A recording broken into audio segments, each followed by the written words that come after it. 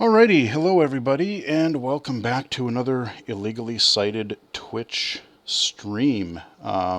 This is Jesse here, and I figured, with it being Global Accessibility Awareness Day, and actually the 10th anniversary of Global Accessibility Awareness Day, surprising that it's been a thing for that long, but that's cool.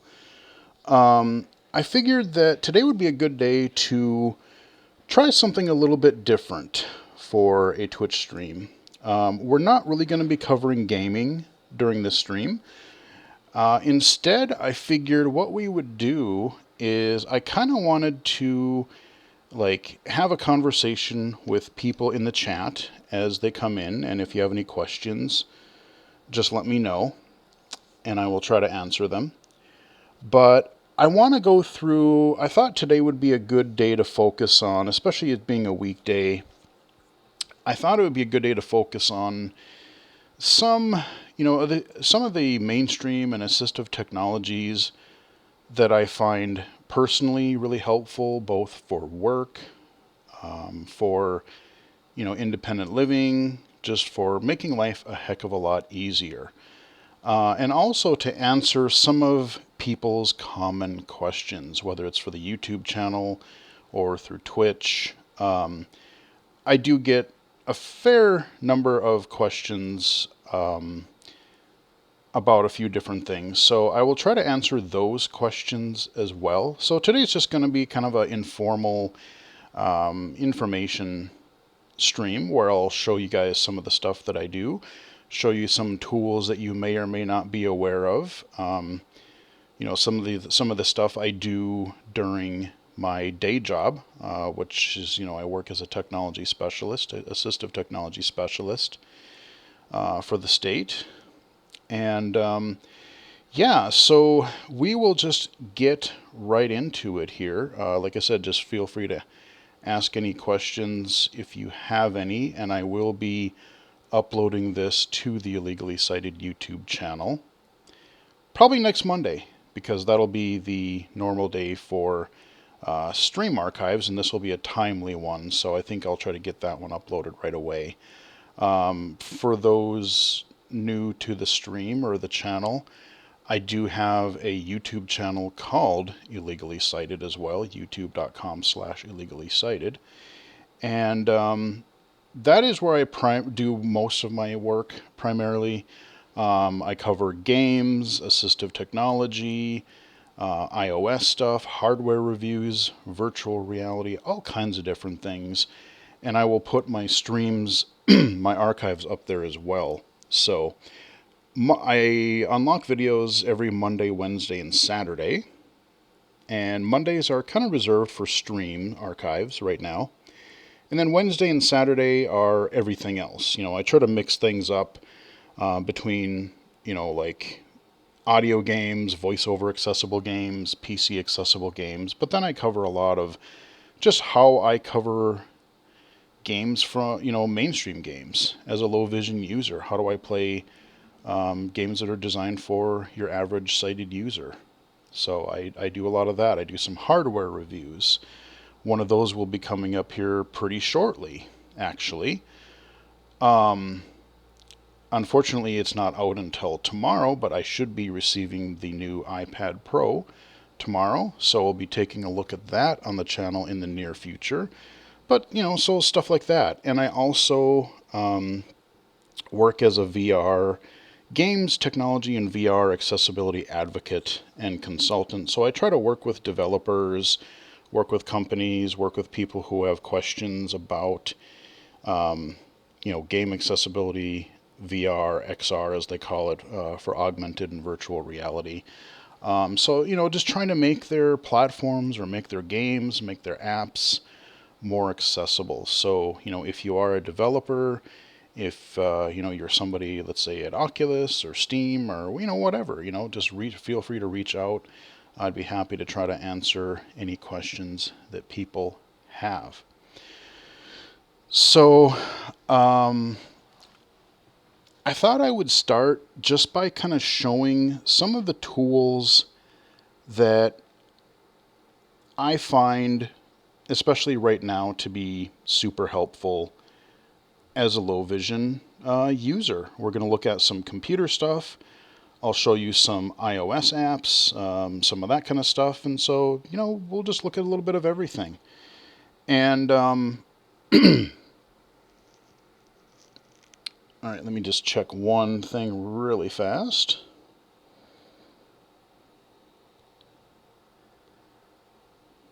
Okay, we are in, and welcome everybody.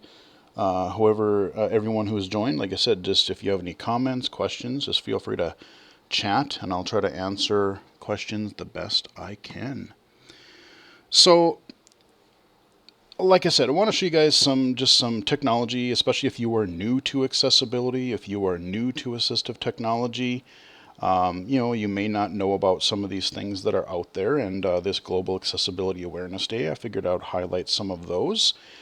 And I also want to mainly bring your attention to things that are either free or low cost, because yes, there are your traditional assistive technology options which absolutely have their place, and I do use some of them myself as well.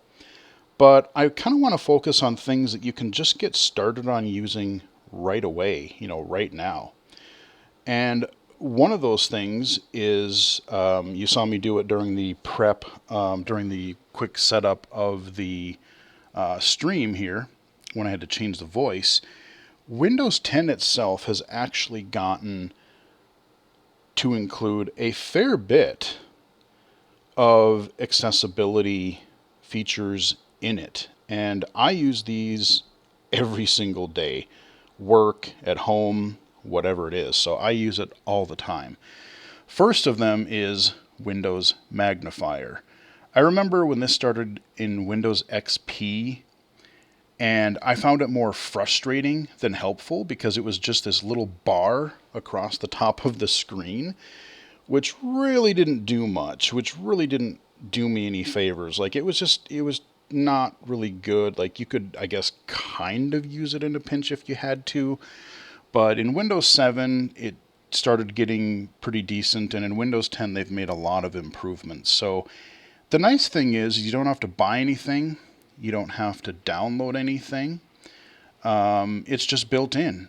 And at any time, I can just hold down my Windows key and hit plus on the number pad or on the upper part of the keyboard, on your numbers row. So if you're Pokenin 3370 want to become famous. Buy followers and viewers on https:// Oh God. Okay, really? Somebody's spamming. La la la la la. I don't care about your link. Yeah. All right. So, sorry guys. Somebody was spamming a link. No, I'm not buying any followers. What I was saying was that, like I said, Windows Magnifier, if you don't have a number pad on your laptop, let's say, you can still just use the plus and the minus right next to your backspace key. So Windows Plus will turn it on, and then Windows Plus will zoom in, Windows Minus will zoom out, and then when you're done, let's say you have multiple people using your computer, Windows Escape will kill it, will stop it. So, it's not like nothing really gets in the way. People can just use you can just use Magnifier when you need it, and then turn it off, and then your family or coworkers or friends or whatever will be none the wiser, and they can use the computer as normal. So Windows Plus, I am going to probably keep Magnifier on largely, so if we have low vision users, people can kind of see more of what I'm doing, just to help out there. So we're just looking at my desktop here. I've got oodles of icons, which I should really just... I don't even launch things with my icons anyway, for the most part. I primarily just use my search box in the start menu, or I have a few things pinned to my taskbar here. So that is another, there are just some Windows things that I'll try to cover too, where there are just some nice keyboard accessibility, keyboard shortcuts that are super helpful in my daily workflow. Just really, really handy. One of them being, you notice that I have a few things pinned on my taskbar here. And depending on the order that you pin them, so I have Edge, I have Steam, I have Chrome, I have my volume mixer here, because I use that a lot when I adjust for recording or for streaming for different applications, so I want quick access to that. I haven't used it as much lately, but I've got Minecraft in there. But what's nice is that the order you put them in, then you can just use your Windows key and the number to start it. So if I want to quickly launch Edge, Windows 1, and boom, we're in Edge. Boom, it's up. If I want Chrome, there we go. We're back in my Chrome window. And if it was already open, it'll just switch to the window that you had. So if I'm jumping between my mail and a Word document or any two applications that are pinned, I can just switch between them. Super, super helpful. So before we go into any specific applications, I want to kind of return to the built-in features of Windows 10 because there are a lot of really cool ones. And like I said, I'm showing you Magnifier right now. And if you ever want to see kind of where all of the accessibility features live in Windows 10, I'm just going to hit the Windows key and it pops you into the Start menu, the search box. I'm just going to type in ease of access and hit enter. And this is the area, basically of your settings area, where all of your accessibility features live. And they have them broken down by category. So like vision, and then you have a lot of things under vision, which I'll go through shortly in a minute. We have things for hearing. So we have things like audio and closed captions. We have things for interaction, so speech, keyboard, mouse, eye control. They've added eye control to Windows, so if you have limited mobility, you can use like an eye gaze system to interact with and control your computer, so that's really cool. But let's jump back up to the vision stuff. This is a lot of, like, even when I do a technology assessment for people at work, students or adult clients, I love to show them this stuff because this is something that they can use. And I should also mention that if you are let's say you're a JAWS user, let's say you're a Zoom Text user, Nvda, whatever, if you use a third-party assistive technology product, that's great. I use those too, primarily using Nvda these days. But if you use those, it's still a really good idea to kind of be aware of these tools that are built in, because the thing is that let's say you go to use a computer that doesn't have any of these tools installed, any of these paid programs like Zoom Text or JAWS or Fusion. So, you can go to a computer lab, a library, a friend or family's place, anywhere that you want to, as long as pretty much most computers are running Windows 10 these days, so you can at least have access to magnification, speech, dictation, to high contrast or light or dark themes, these kind of things. So that's the cool thing, is that even if you use paid third-party products, you can still get, I don't even want to say basic, you can get some pretty solid accessibility features when you're using a computer that doesn't even have those things installed. So, display, you have things here like, you can adjust kind of the font size or like the text scaling. I don't do a lot of this personally. I generally will use Magnifier instead because I kind of like to keep the original. What happens when you do text scaling, or when you do that kind of a thing, you enlarge the text, it's nice, but especially if you need it fairly large, and so you up the text scaling a bit, Then sometimes the layout of a document or of a window, it may kind of look funny just because of how like the words have to wrap around and the scaling. So personally, I like to kind of keep things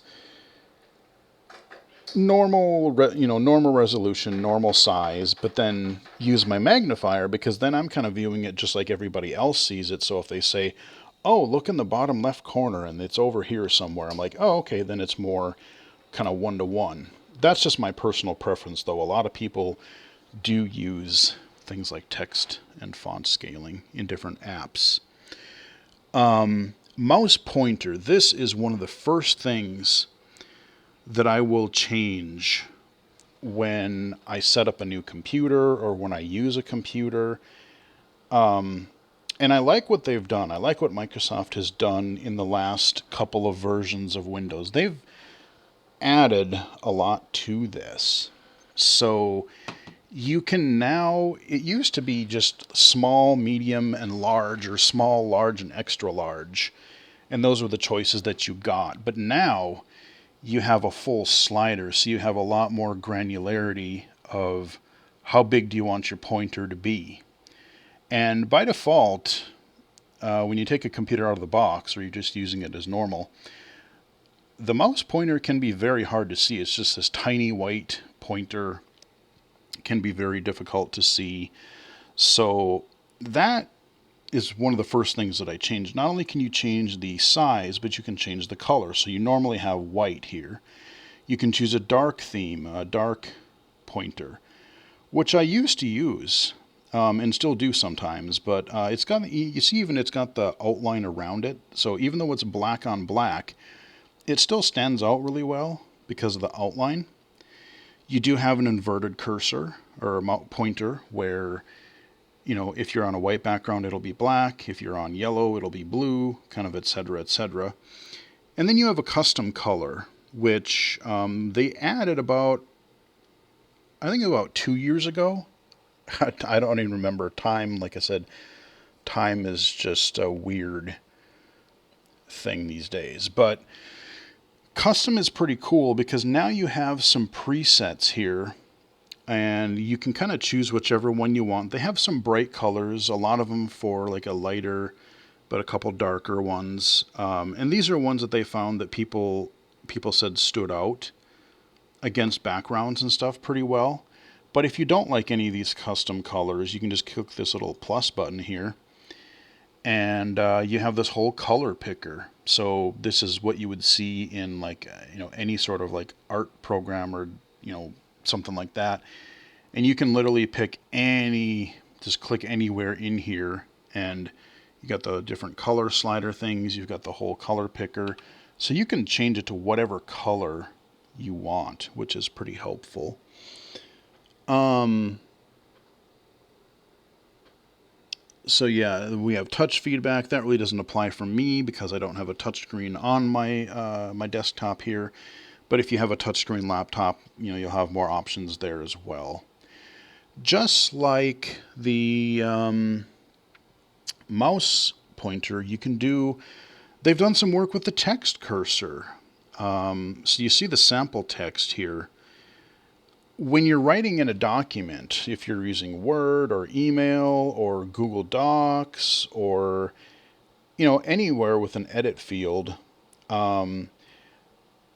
this used to be a thing that only things like Magic and Zoom Text had, where you could do some cursor enhancements. You could put wedges or make the cursor more of a square rectangular shape to make it stand out. Because if you didn't have these little wedges on the top and bottom here, all you're going to see is that little blinking vertical cursor. And that is like super not easy to see, especially if you have a big paragraph of text that you're trying to edit for like a paper, a report, or something like that. So Windows, it doesn't have a lot of different options, but you do have a couple. So you can turn the feature on and off. I have it on. And just like the pointer, you can make the cursor bigger. You can make you see the little tiny over here and then all the way big on the right hand side. You can make the hourglass shape these sort of little wedge things on the top and bottom. You can make them bigger. You can change the color. Again, just like your pointer, you can change that, and you got your custom right here. And if you want to do a combination, or you don't want the little wedges here, you can also just change the cursor thickness itself. So if you just want the blinking cursor to be more fat, kind of be it more like a triangle, or not a triangle, a rectangle or a square, you can do that in addition to, or instead of, having these wedges up here. So I think this works pretty well. I like that feature a lot. Magnifier. There's a couple things in here I want to specifically mention for you. And I have covered some of these in some of the Windows 10 videos in the past. But again, if you're new to this, and I want this to be a good stream for kind of an overall technology overview. There's a lot of stuff that you may not really have to play with in here, but you can turn Magnifier on, and you notice that it has, just like I told you earlier in the stream, it tells you the keyboard commands that you can use. You can use Windows Plus and Windows Plus and minus, so it tells you some of those commands there. Right now we're at like 400%. You can adjust how the increments of when you zoom in and out, how much that happens. So you can do that. And there's a lot of different, like I said, there's a lot of different options. I'm not going to go through everything here, but you can start Magnifier when Windows starts. You can start it on the login screen. Smooth edges of images and text. This one I would definitely recommend. It should be checked by default. But if it's not, I would recommend checking it. That will make it so that when you zoom in, text will look a little less blurry, a little less jagged. I think they still do need to do some work on this, because some people don't notice it, but other people will still, if you zoom into, let's say, even like 600-700%, text can look a little bit blurry. Especially when like a fully sighted user looks at magnified text, they kind of see it as blurry. It doesn't bother me too much. Like, I can still read it pretty well, and it doesn't look super fuzzy to me, so it's cool. Zoom text definitely has the edge there still, I think, with the clarity stuff. It's got that what do they call it? They have a term for their text, and I just went stupid. I can't remember what it's called. But anyway, like they're clear text. Change magnifier view. So again, just like zoom text, you have the ability. I can have it full screen. I can have it a lens. I can have it half and half. I mean, there's different ways that you can do it. And again, at any time, I can just hit Windows Escape and kill it. Now, I don't know why is my scroll wheel not working? Let me just go to another thing here, because I just want to see. Okay, it's working there. Okay, let's switch back. I don't know why it's not. That's really bizarre. Gotta love technology misbehaving sometimes. So we'll click on Magnifier. All right, you know what? You're being dumb. Let me close you again. Sometimes it's just a little wiggy, and I don't really know why. Okay, so Magnifier. Hey, now we're working. There we go. Let's see. Now this is really nice. For the longest time in Windows 10, a lot of these were not checked, and I don't really know why. So when you're using Magnifier, you kind of want a lot of what you're looking at to be tracked. So things like your mouse pointer, when your mouse moves, you want to follow it. That's pretty obvious. But your keyboard focus, when you're typing, you want it to follow along so that you don't have to type like 3 words, nudge the mouse, type a few more, nudge the mouse again. That's just not fun. Text cursor. So you have kind of text cursor when you're typing, and also like keyboard if you're arrowing up and down menus or through ribbons or something. So those two things were not checked originally, and that drove me nuts. That was one of the first things that I would also change, because it frustrated people. It frustrated myself. And these are some new additions. These are pretty cool. You can set, basically you now have the option to make your mouse cursor and your text cursor easier to see when you're zoomed in. You can choose to center them. So right now I can move the mouse around and it'll move kind of anywhere within the borders of the screen. But if I want to make it easier to follow, I can choose to be centered. Now my mouse pointer will always remain in the middle unless I get close to the edge, so I can click something in the corner like my start button or my clock or something like that. But now my screen essentially moves around the mouse. So some people really like that. I kind of like it, but I kind of like just the mouse being able to go anywhere in a way too. It depends on how big of a mouse pointer you have as well, because if your mouse pointer is really big, then you're obscuring a lot of what's in the center of your screen. So that's another factor. But I'm going to switch it back for now. But I do like having the text cursor centered. That is a really nice feature that they added in the May 2020 update, I believe. So if I go into, let's say, Word, which I want to show you as well really quick because they did something really nice.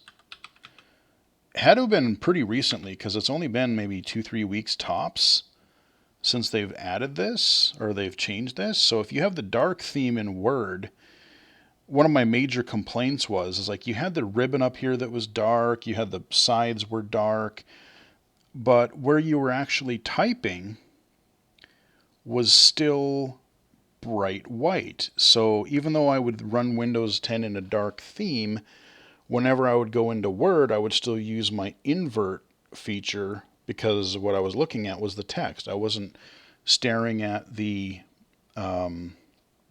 I wasn't staring staring at the side. I was staring at my document. So I wanted that dark. But I think it was like one Monday, I went to go do something for work and opened up Word and discovered, oh, hey, I knew this was going to be a thing, but I didn't know when they were going to do it.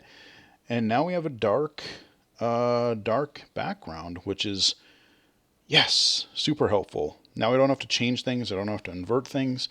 But going back to the typing, I can just say, hello, I hope this stream is helpful. And as I'm typing, it just keeps your cursor in the center of the screen. And I don't have to look, before it would just kind of pan like some on the left, some on the right. It would just kind of be bouncing all over the place. So having that in the middle, that I really do appreciate. That is really cool. So that is a feature that you can enable under Magnifier. So when you're zoomed in, that can be really great. I'm going to type maybe another line or two of text. Let me see.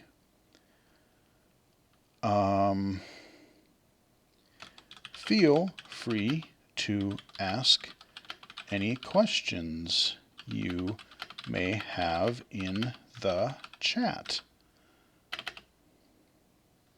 So it tracks really nicely. Now, what I will say, there's a couple of caveats here. I know they're working on it. Outside of my day job, I do work as part of the Microsoft Low Vision Advisory Board. I've been a member of that for a couple of years now. And we concentrate, we work on, making sure, trying to help improve, give feedback and input on helping make Microsoft products more accessible, Windows, Office, that kind of a thing. I can't really say much more of that because a lot of it's under NDA, but I can tell you that I'm in it and that, we've talked about a lot of cool stuff. So they know a lot of these issues that are out there.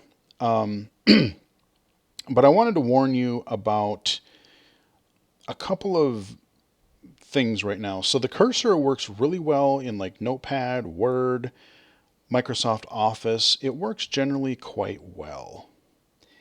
It works pretty well in Microsoft Edge, especially you want to have the new Chromium version. The old one is kind of, I don't know if it has officially been discontinued or if you can even get it anymore. I think a Windows update has pretty much replaced it now. But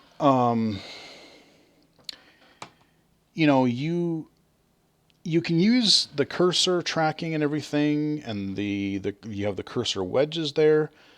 Those show up pretty well.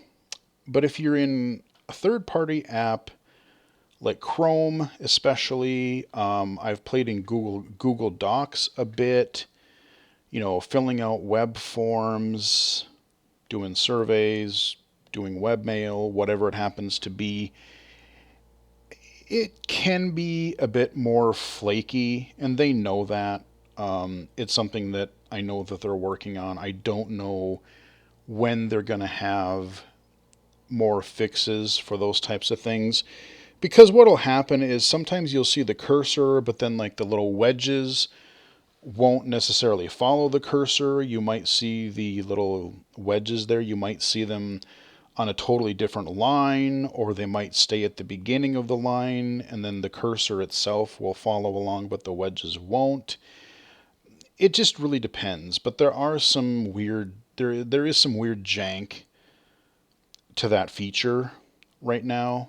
And they do know about it. I'm hoping that within the next couple of major Windows releases, Windows updates, that maybe they will be able to fix those, because some people use Edge, but a lot of people do live in either Chrome or Firefox, something like that. So I think that's really important for them to be able to fix that kind of a thing. Now, one other really cool thing that they added to Windows Magnifier, again, I think this was I think it was a May 2020 update. Maybe a last fall update? Like I said, I can't remember with all this COVID and time being what it is. I can't remember. But there's a lot of people who like to use magnification, and they might want to use some speech, but they don't want to have it yammering at them all the time. A lot of people find that annoying or distracting. So they only really want to hear the speech when they want to hear it, when they want to have something read aloud. I will touch on Narrator briefly as well shortly, but in a recent Windows update, Magnifier itself actually has text-to-speech support. It has a reader feature. So I'm in a Word document here, and that's why I wanted to type a couple lines of text. If I take my mouse pointer and I hold down the Alt and Control key, and I left click.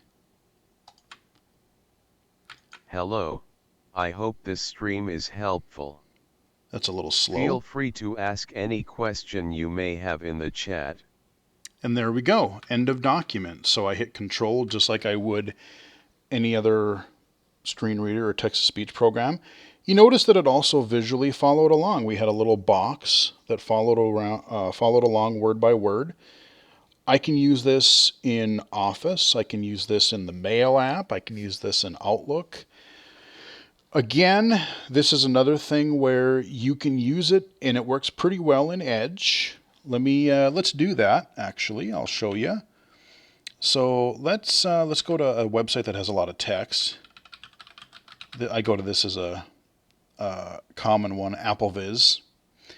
A lot of text here. So again, in Edge, at any time, I can just say, let's read this second paragraph here. Alt-Control-Click. Our large and active community welcomes everyone from around the world, and draws upon a wealth of And it'll just keep individual reading knowledge until I and tell it to stop. experience to help each other in. So we'll control silence it again. Now, of course, you can make it faster. Now, I don't believe they have a keyboard shortcut for this. I think I've mentioned this in our low vision group. I hope they do add that. But what you can do is I'm going to go down to my taskbar here, and I got Magnifier at the end. I'm going to click on it to bring up the window. And where is the magnifier window? Where the heck is it?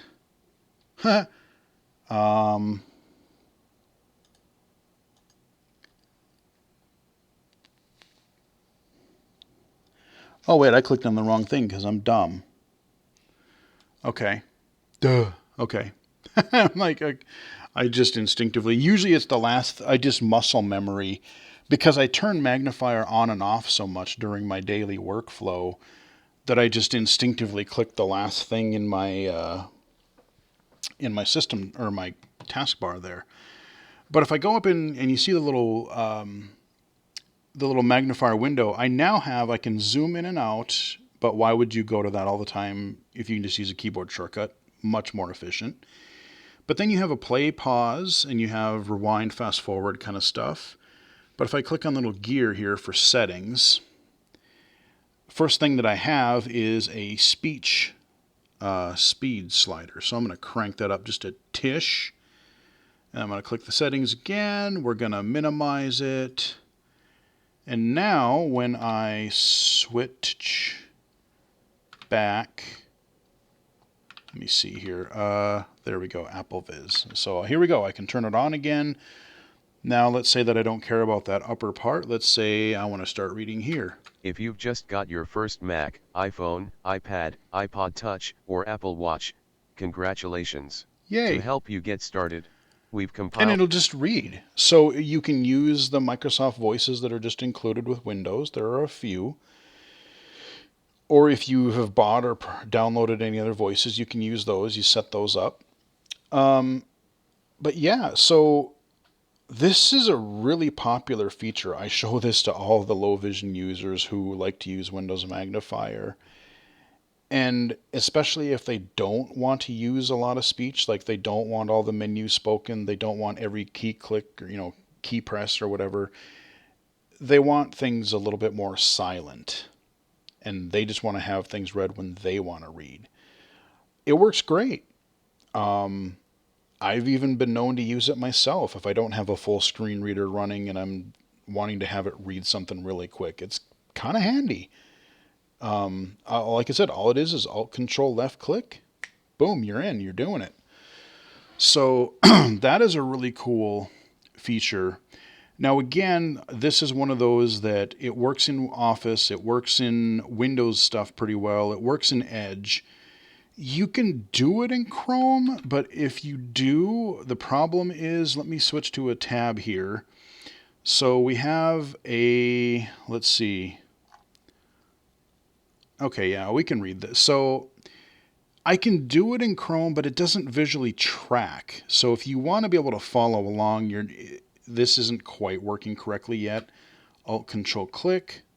Dark Reader, Dark Mode Everywhere. Help blog privacy policy. How to enable dark mode on Facebook. Okay, so Amazon, it's tracking a little YouTube, better. Google search, Wikipedia. It's a little hit and miss, and sometimes what it'll do is that you've seen it kind of like jump. It jumps around a little bit more. It loves to jump to the upper left. And why are you still open? I told you to minimize. There we go. It's a little more jumpy, and sometimes it doesn't follow along quite as well. So that is Windows Magnifier. Spent a lot of time on that, but I think it's worth exploring because if you're low vision, or even if you're not low vision, but you have to read some microscopic text, it can be really helpful. Turn it on, even if you turn it on just a little bit, like I can zoom all the way out, but if I just zoom in once, maybe twice, you can do it, so it's not bad. Let me finish. Let me switch back to this guy, this window here, the ease of access. Again, hope you guys are enjoying the stream so far. Feel free to ask any questions, or if you have any comments, let me know. I hope it's not too boring for you. I hope it's helpful, interesting for you. But yeah, let's go back into ease of access really quick. So we looked at Magnifier. Color filters. Remember when I said Word didn't have a dark mode for a while, or they didn't do the document. So this was a handy feature that, Magnifier itself, you can invert the colors. It's got a keyboard shortcut, Alt-Control-I, and that works only when Magnifier is running. But let's say that you wanted colors inverted without Magnifier running. You can still do that with color filters. So if you turn this on, and it has its own keyboard shortcut, Windows Control-C, this will just invert, or it'll apply the color filter that you want. And you have a few different options here. You have you have invert colors, you have grayscale, you have some colorblind filters options, and you can customize things right there. I can just hit Windows Control-C right now. Oh God, that's horrible. That's really bright. Make it stop. Make it stop. So there we go. So I can, just be anywhere within Windows. And, I use Notepad a lot for just jotting down quick notes or reminders that I need to do shortly, or, temporary things. And Notepad does not support dark mode yet. So if I go into Notepad, testing, I can just write stuff in it, but that's not, that's light. So if I'm looking at a lot of text, again, I can invert. That's what I used to do with Microsoft Word. So that is another way, that you can do it. The downside to inverting colors is that everything gets inverted. So if you're looking at things that are really image heavy, they don't have a smart invert feature like Zoom Text does. Like Zoom Text, that is another advantage that Zoom Text would have. They have a specific thing even for Chrome. There's a Chrome smart invert feature that the first time you run Chrome with Zoom Text running, Zoom Text pops up a thing and says, "Hey, do you want to use smart invert to make Chrome more of a dark theme if you want to?" So you can do that. I have a feeling that they might be working on it. I don't know if Microsoft is working on like a smart thing, but I know it has been requested by myself and many others, so we shall see. So color filters, that can be a really helpful thing. High contrast, I don't personally use this very much. I really rely on just having a dark theme, and I use mouse enhancements, cursor enhancements, sometimes invert. But you can always set, really specific things. So you see all of these different categories like text, hyperlinks, okay, yeah, disabled text. See, that contrast is a little bad. You got that kind of lightish, you got that light gray, and then the white text. That doesn't look super good, not gonna lie. That contrast is a bit low. But if you enable high contrast, you can change these types of things. So you can kind of make your own colored theme if you want to. Let's see. And then we have Narrator. And they, again, Narrator used to be really bad. I'm just going to go out and say it. We used to joke about Narrator a lot. We thought it was going to be really cool. We heard, oh, Windows XP, they got this new Narrator thing. And I remember my friend and I tried it in the dorms. And we just started laughing because the voice was just so bad. It was Microsoft Sam was the default.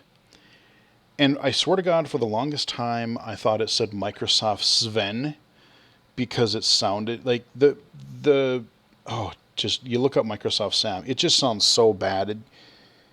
I don't even know how to describe the voice, but like just the way it enunciated certain things, it was just like, I don't know, it just sounded really bad.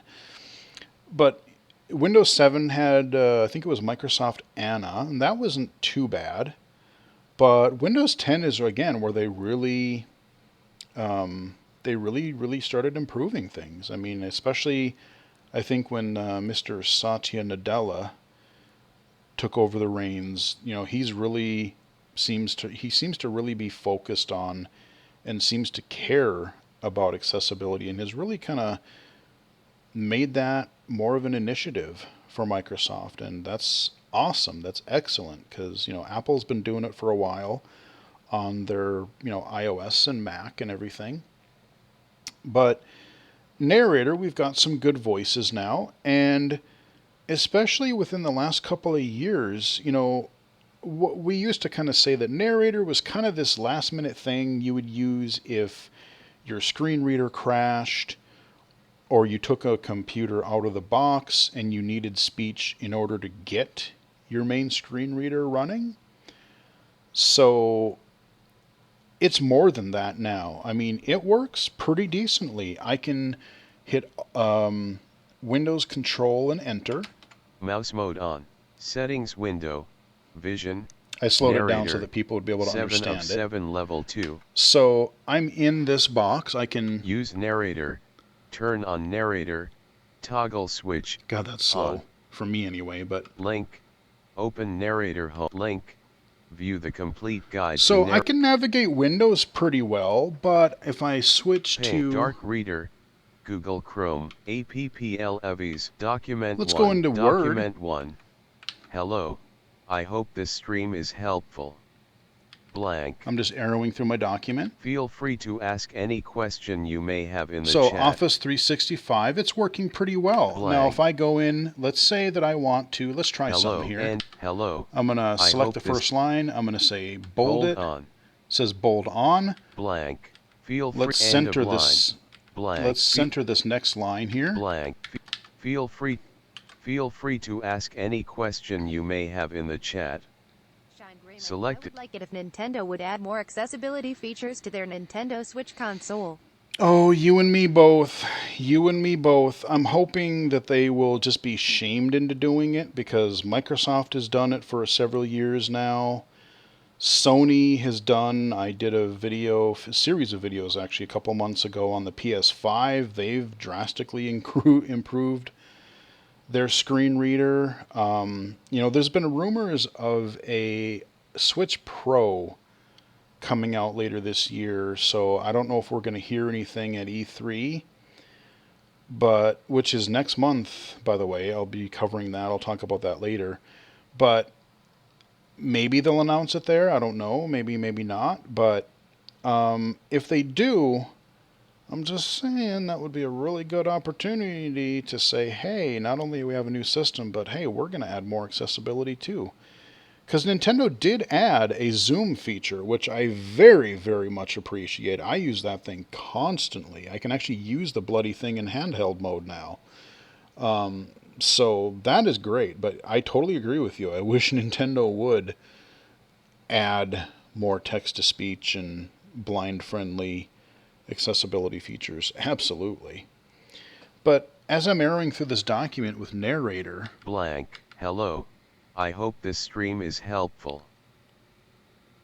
Okay, so as I arrow, it's not necessarily telling me that it's Blank. bold, but it tells you, like, as I do it, it tells Blank. you, like, when bold and stuff is on. Forgive me because I don't remember if there is a keyboard shortcut for this. I don't remember if there is a keyboard shortcut to ask it what the current font attribute is. Like, I know JAWS and Nvda have commands where you can say, where my cursor is, tell me what the font is. Is it, and it'll tell you, like, if it's Arial or Times New Roman. It'll tell you if it's bold or italic or whatever. But Narrator works pretty well. I'm going to show you one other great shortcut for Office. A lot of people hate the ribbons. A lot of people are not a big fan of them. I'm not a super big fan of them. But since Office 2016, there's a really handy dandy... Shine Grayman, that's not much help for blind users. No, Magnifier isn't, but I'm just glad that they're going somewhere. Like the fact that they put a zoom in, I mean, they're taking very, very, very slow baby steps, but at least they're getting somewhere. So hopefully sooner rather than later, they will add things. They will add like text-to-speech or a screen reader. But so it's still a good idea to learn the ribbon, because there are things where you just sometimes you don't know what you're looking for and you need to just poke around and look for something. But just like you can hit the start menu and go and type into search on your start menu and open up a random setting or a program, there's a command in Microsoft Office that has become my best friend, and that is Alt-Q. Alt-Q is a search feature. So let's say one of the common things that I might do in a report at work is I can hit Alt-Q. Ribbon. Microsoft and I'm going to type search, in table. Edit. 10 gonna suggestions arrow. of actions. Table of contents. Add table. Menu Let's item. do that. 1x1 table. 1x2 3x3 Let's table. do a 3x3 table. 20. I'll hit enter. Microsoft search. Edit box. Now I can arrow. Okay. Document 1. Exit. Enter table. So it tells me Exit when I table. enter and exit a Enter table. table. 3x3. Let's see. Date. Blank. Time. Blank. Description. Tab S. Blank. Blank. So it Blank. does tell me some stuff. They still got to add more. Like, it'll tell you some navigation, but it's not seeming to tell me like row 2, column 1, row 3, you know, whatever. So it's not perfect, but it's getting there. Like I said, I mean, a couple of years ago, it wouldn't have really read anything in Microsoft Word. So, I mean, the fact that Narrator does pretty well, and like, you know, okay, there's a little jank if you're using a table, let's say, but if you're writing like a letter or something, you know, a little more straightforward, you can get by with it in a pinch. It can work pretty decently. Same thing with Edge. Let's go back to that AppleVis site. AppleVis. So I'm going to... Oh, okay. Scan. So let's turn scan mode on. Latest posts. So just like Nvda, if you're familiar with either JAWS or Nvda, you know that JAWS has this forms mode. Nvda has its browse mode. And just like those, Narrator has what they call scan mode. And that is kind of like your virtual cursor. It lets you, you know, if it's off, you can use like edit fields and you can type in web forms. But if you have scan mode on, now I can use my quick navigation keys just like I would any other screen reader. So I can hit H for heading. Link. Apple previews new accessibility features coming this year, including expanded image recognition capabilities for voiceover users. I have not Heading read this level post. 3. Let's check that Loading out. That page. sounds Apple intriguing. Previews new. So let's see if I think we can do... Apple previews Yes, new we can. We can do numbers. We can do 1 through 6. So I can jump by heading, you know, like heading level 1. I know that AppleVis posts start with a heading. So let's... Submitted by APP member of the Ahead of.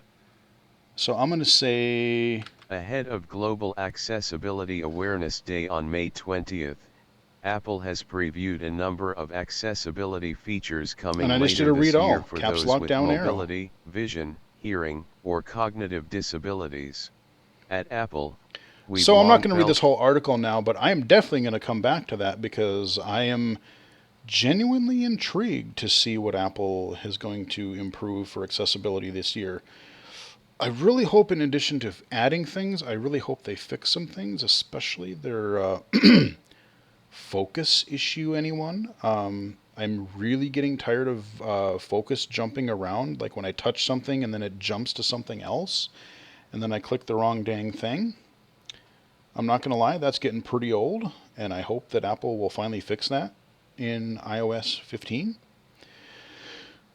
But you notice, like, I'm using the AppleVis website. I'm just going around kind of like I would JAWS or NVDA. So if I'm in Edge, it works. Let's go to the top. Link. I can hit E for edit. Gainsborough, press space to edit. Banner. All right, so I can hit space to edit. So it's kind of like insertion point before. Scan right. off. So scan is off. It tells me scan is off. So now I can type in there.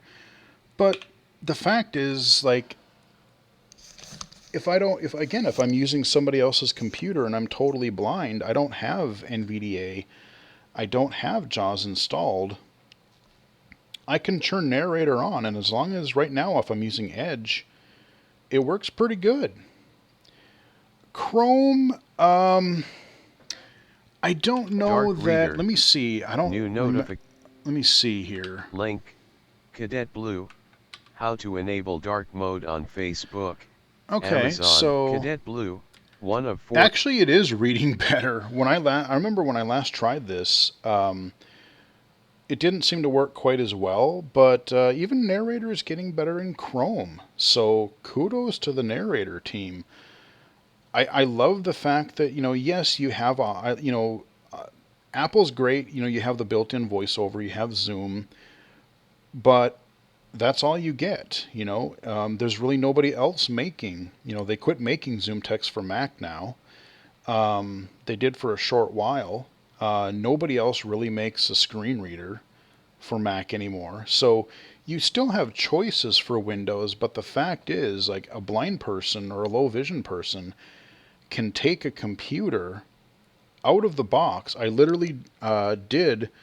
Just earlier this week, I was putting together a tech package for somebody. I was setting up a computer for somebody at work. And I took it out of the box. I powered it on. Cortana came up and said, hey, blah, blah, blah. Here's your introduction. If you need a screen reader, hit Windows Control Enter. I did so. And I set up the Wi-Fi. I set up their account. No problem whatsoever. And if I need to download, let's say I want to download things and I don't want to put a lot of extra stuff on there, I can use Narrator or Magnifier. So those are just some of the features that are built into Windows 10. I don't really do much with dictation. I've played with it before. It seems to work pretty well if you're using a screen reader along with dictation. That can be a little bit more of an issue depending on like what your screen reader may or may not read. I'm not a huge expert in that by any stretch of the imagination, so that I can't really confidently speak to as much as well. But I have played with it, and for for what I've used it for, it does work pretty well. But I just generally use keyboard and mouse, so it works. But those are some accessibility. I wanted to point out the ease of access. I wanted to point out those types of things. One other Windows feature, or one other thing on Windows I wanted to show you, we're looking at this Dark Reader page. This is a browser extension that I've been using for about 2 years now, give or take, and I love it. It's worked really well. This browser extension works in Chrome. It works for Firefox, Edge, and there's even a Safari plugin for it. Dictation on iOS is garbage. It depends. Dictation, it depends how clearly you speak, and what I've also found, if you're speaking directly into the phone, it works better. If you're using, like, I use a Bluetooth headset a lot of times, and if you're using a microphone on a Bluetooth headset, that is a lot worse. That just doesn't show up nearly as clearly. And I think it's largely because the Bluetooth headset mics generally suck. So, I don't know. I mean, I do use dictation on iOS a fair bit, especially for shorter things, but I do have a Bluetooth keyboard. that I use if I want to do a long like a long email or something. I use a Bluetooth keyboard quite a bit with my iPhone, especially when I'm at work. But Dark Reader. So let me. I'm going to turn Narrator off Exiting for now. Narrator.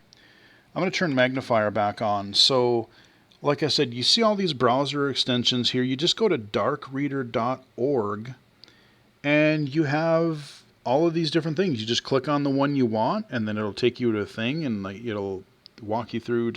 It takes like literally probably 10-15 seconds to install it, and then boom, you have a Dark Reader icon. So if I go up in my upper right here, there's a little Dark Reader thing here. I'm going to turn it off. Now, this website will look the same, but if let's say, let me open a new website here. Let's just go to, let's just go to bestbuy.com. I don't know. So there you go. It's you got the blue, you got the pop-ups. That sucks. I just hit escape to clear them. But it's a bright white background. Some people, if you like the bright white, you can use that. But for people like myself who like to operate in a dark mode, I don't really care for this. And remember when we use the invert, okay, I invert the text in the background, but now all my images look inverted. They look all messed up. So especially, you're looking at social media, you're looking at images, pictures.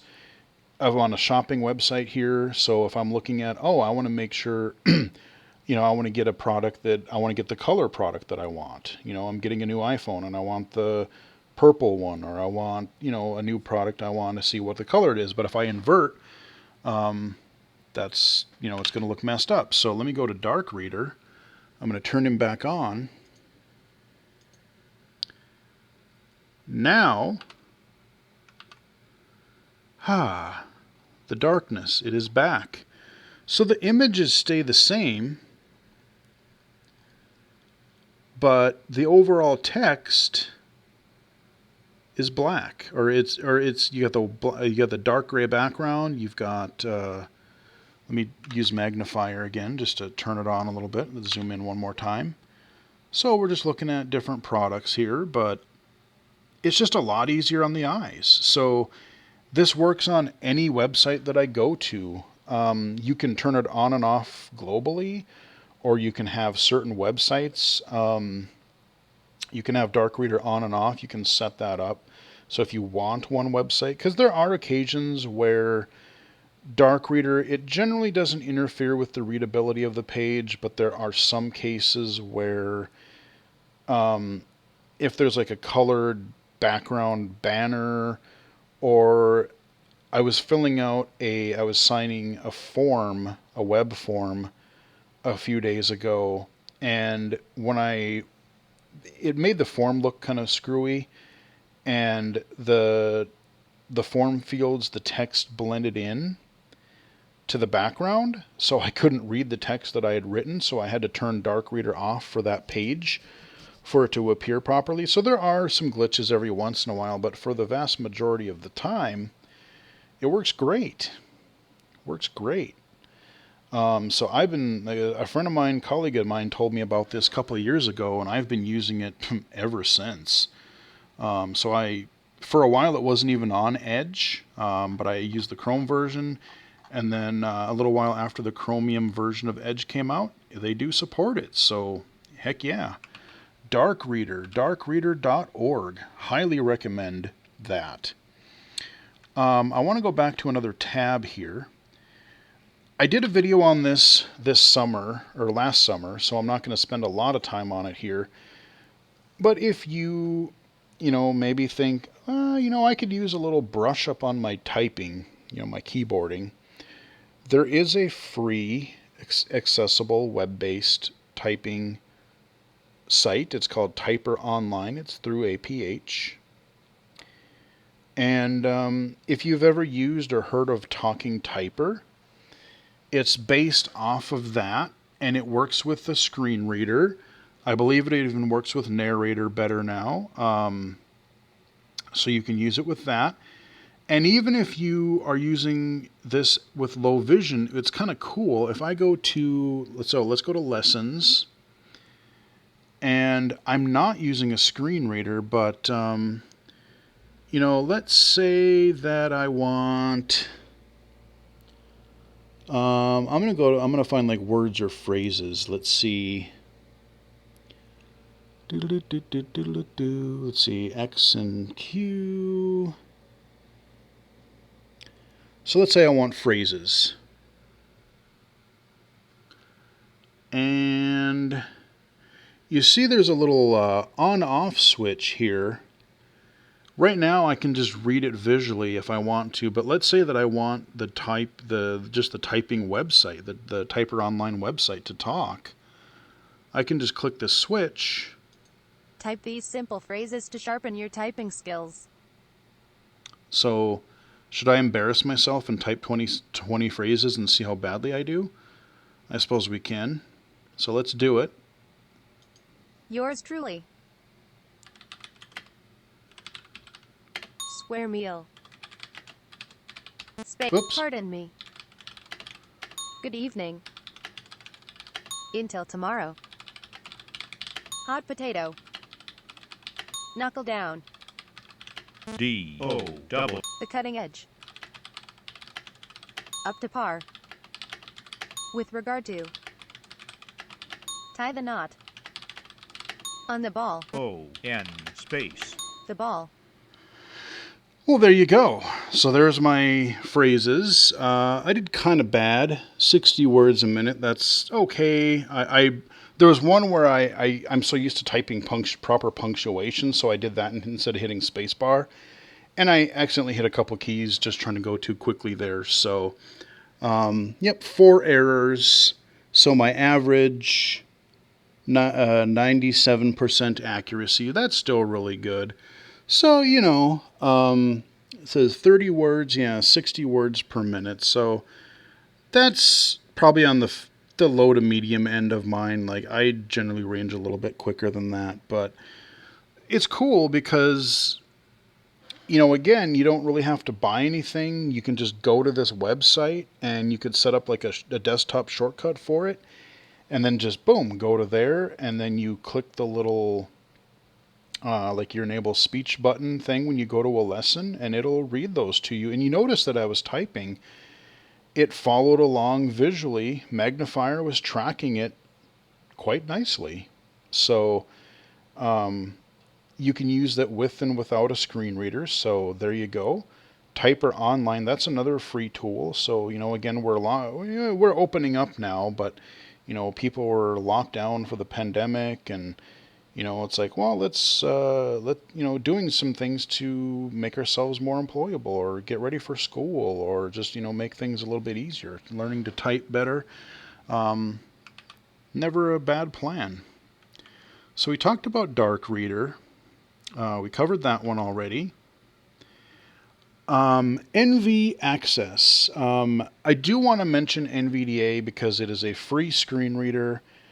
It is also quite good. I have been using this quite a lot, especially over the past couple of years. I've been using System Access as well because I have a license for that.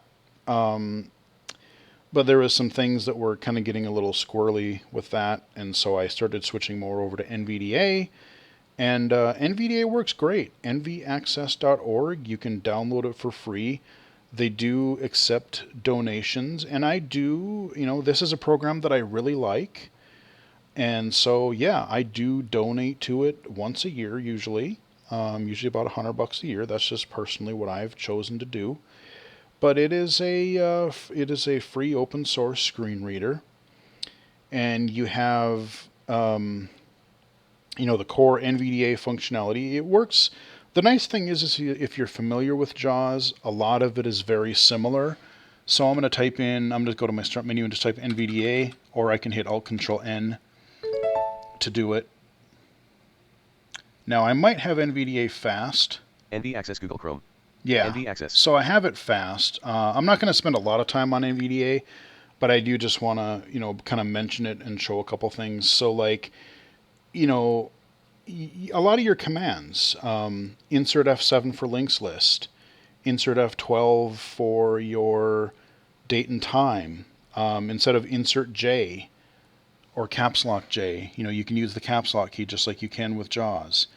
But instead of caps lock J, well, it's Nvda, so I can do caps NVDA lock menu. N. And that'll bring up my Nvda menu. Preferences submenu P. Preferences. Tool submenu T. Tools. Help submenu H. Tool I'm submenu gonna View log B. Speech viewer at Braille viewer B. Python manage add-ons. So manage add-ons. So just like submenu, JAWS, NVDA. you have add-ons, or like JAWS, you can add scripts to make certain programs work better.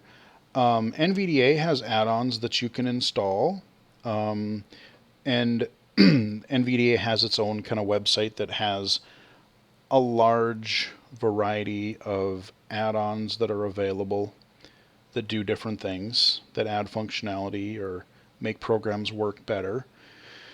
So I've used several of those in the past, but for what I do, I use Nvda and Magnifier together a lot. Sometimes I'll use Magnifier by itself, sometimes I will use Nvda by itself, and sometimes I will use both together, and they generally work pretty well. And if you are a screen reader user, let's say that you start and you learn with your trainer, you learn JAWS or you learn Nvda. If you're looking at school, if you're looking at a job, I would definitely recommend learning multiple screen readers. The more you can learn, the more variety you have, the more you have in your toolkit, the better off you're going to be, because there are programs, there are websites where some programs work better than others. Some websites work better than others. Sometimes JAWS will work great on a website, and sometimes it'll just do terribly. Same thing, Nvda might work great on another website, but terrible on another one. So, I'll switch between JAWS, Nvda, Narrator, System Access. I don't have JAWS on this computer, my home computer here. I have it on my work machine, but on my personal computer, I pretty much just get by with JAWS or with Nvda and Narrator and System Access. So I still use 3 screen readers. So it's nice to have those different options, because you never know how a website is going to behave or how a program is going to behave. And you might be surprised. You might think, oh, well, if it doesn't work with JAWS, it's not going to work with anything. Not really the case. I've been pleasantly surprised sometimes. It's like, I'll load Nvda with something and it'll work great. Or sometimes Nvda will just totally choke and then I'll run JAWS. So you never know. Like I said, I'm not going to spend a whole lot of time on Nvda, because Nvda is just like JAWS, it's a full screen reader, it takes, that could be a whole thing on its own. But the fact that it is free, and you can run it directly from a flash drive or a USB thumb drive. So, when you download Nvda, you're given 2 options. You can say install it to this computer, which I will do often, like on my own. But you can also say install to a USB flash drive. And so if you have a flash drive inserted, it'll make it a folder, and it will put Nvda there. And then you can go to, let's say, fire up Narrator. When you get to someone else's computer, fire up Narrator, plug in your thumb drive, navigate to your Nvda folder, turn Narrator off, and hit enter on Nvda, and you've got another full screen reader that's portable, and that can be really, really handy. I'm gonna take a second break, or a break here, and take a drink of water.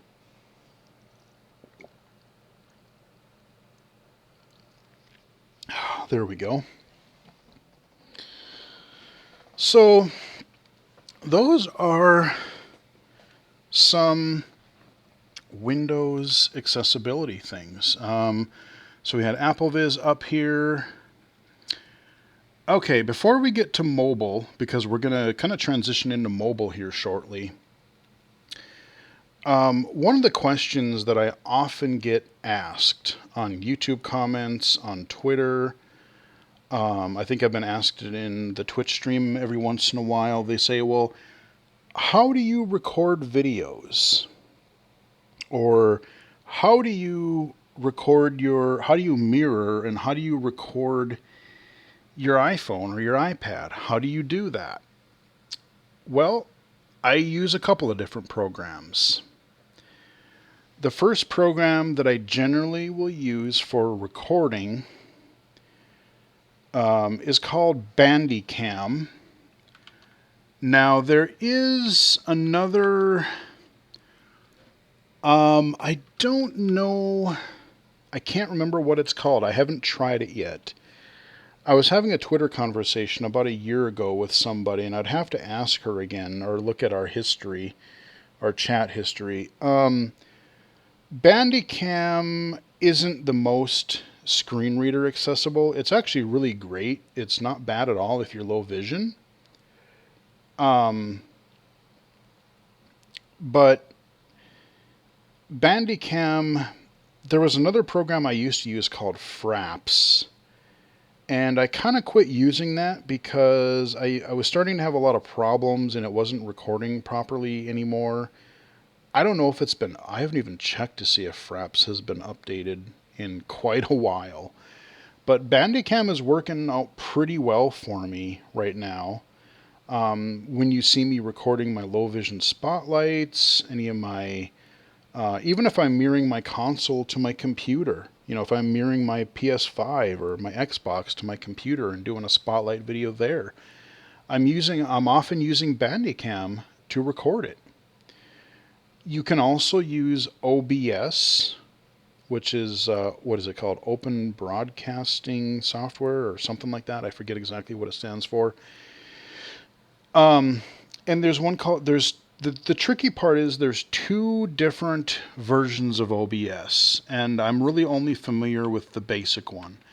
OBS Studio. This is what I'm using right now to stream to Twitch. It is what I'm using to record as well. I can stream and record at the same time. So I used to just stream, but then a friend of mine was like, you know, why don't you just record it and then you don't have to... Because before when I was on Mixer, I would download the Mixer file because you couldn't export directly to YouTube. So I would have to download the Mixer recording and then I would re-upload it to YouTube, which naturally videos are huge, so it would use a lot of bandwidth. So I stopped doing that, and I said, you know what, okay, I started using OBS, I'll stream, but then I'll just hit the record button too. So now all I got to do is upload my video, or with Twitch, I can actually just export directly, which I've had to do a couple of times because my local video didn't record or got screwed up, or I think one time the stream was too long. So yeah, you have all those different options. And if you want to just record, if you don't want to stream but you just want to record with OBS, you can. You can set up a keyboard shortcut. You can tell it where you want the files to be saved, just like you can with Bandicam. So that is how I record. I will use Bandicam or sometimes OBS to record, because there have been a few games where Bandicam has misbehaved and it just doesn't want to record correctly. And so I have used OBS to record a few things here and there. There's another version of OBS called Streamlabs, and that one I don't know a lot about. I know there's a lot more customization. I know there's a lot more features. For people who do serious streaming regularly, you know, like if you want to have like different views, like, oh, I'm going to switch between a full screen of myself and then switching between that in my game, or I want to split and have multiple things on the screen at once. Like, you can do a lot more crazy stuff with that. I don't know how OBS Studio, I don't know how in depth that gets. Me, I keep it pretty simple. I don't want to be visually on camera, and so I would rather just have the content itself be visually recorded. So I just basically stream and record my desktop. So that's the way I choose to do it. But if you're looking for more features and more customization, Streamlabs might be the way to go, but I don't know how accessible that is. But OBS Studio generally works pretty well. Once you get it set up, it's pretty cool. And you can have multiple inputs and outputs. So like you can do different scenes, or let's say that you have two people, like when Riley was still up here, I had two mics going at the same time. I had my headset that I'm using right now, and then I had a regular external blue snowball microphone that I would use, and she would be able to sit there and talk during gameplay or whatever. Or if she was streaming, I would I would talk on the mic. So it's nice because you can have multiple inputs like that. So that's how I stream and that's how I record. Going back to iOS, the other program that I use is called Reflector. This was a godsend because there was a program. Apple itself has not generally liked allowing direct screen recordings in the App Store. There was a very brief time, like literally a couple of days tops, where early on in the channel, like the first couple of years, I was using a different program to record directly from my phone, and I can't even remember what it was called. I would have to go find one of my older videos and look it up. It snuck in, but then Apple took it down because it violated their terms or whatever. So then I struggled. I'm like, well, I can't cover iOS stuff. And then I found this program called Reflector. And it has proven super, super helpful. You can try it for free, but it's only going to let you do a very little bit of it. I think the whole program is like 20, somewhere between like 20 and $30 or something. Totally worth it. But you can mirror iOS and Android, although I haven't gotten Android to work yet. But that's how so I will use Reflector to mirror either my iPhone or my iPad to my screen. And then you can record with Reflector, but I've never really done it because I've always, I record other things. So I record my computer. I record consoles on occasion. So I already have a way to record. So I will use Reflector, and it's currently Reflector 4 is the latest version.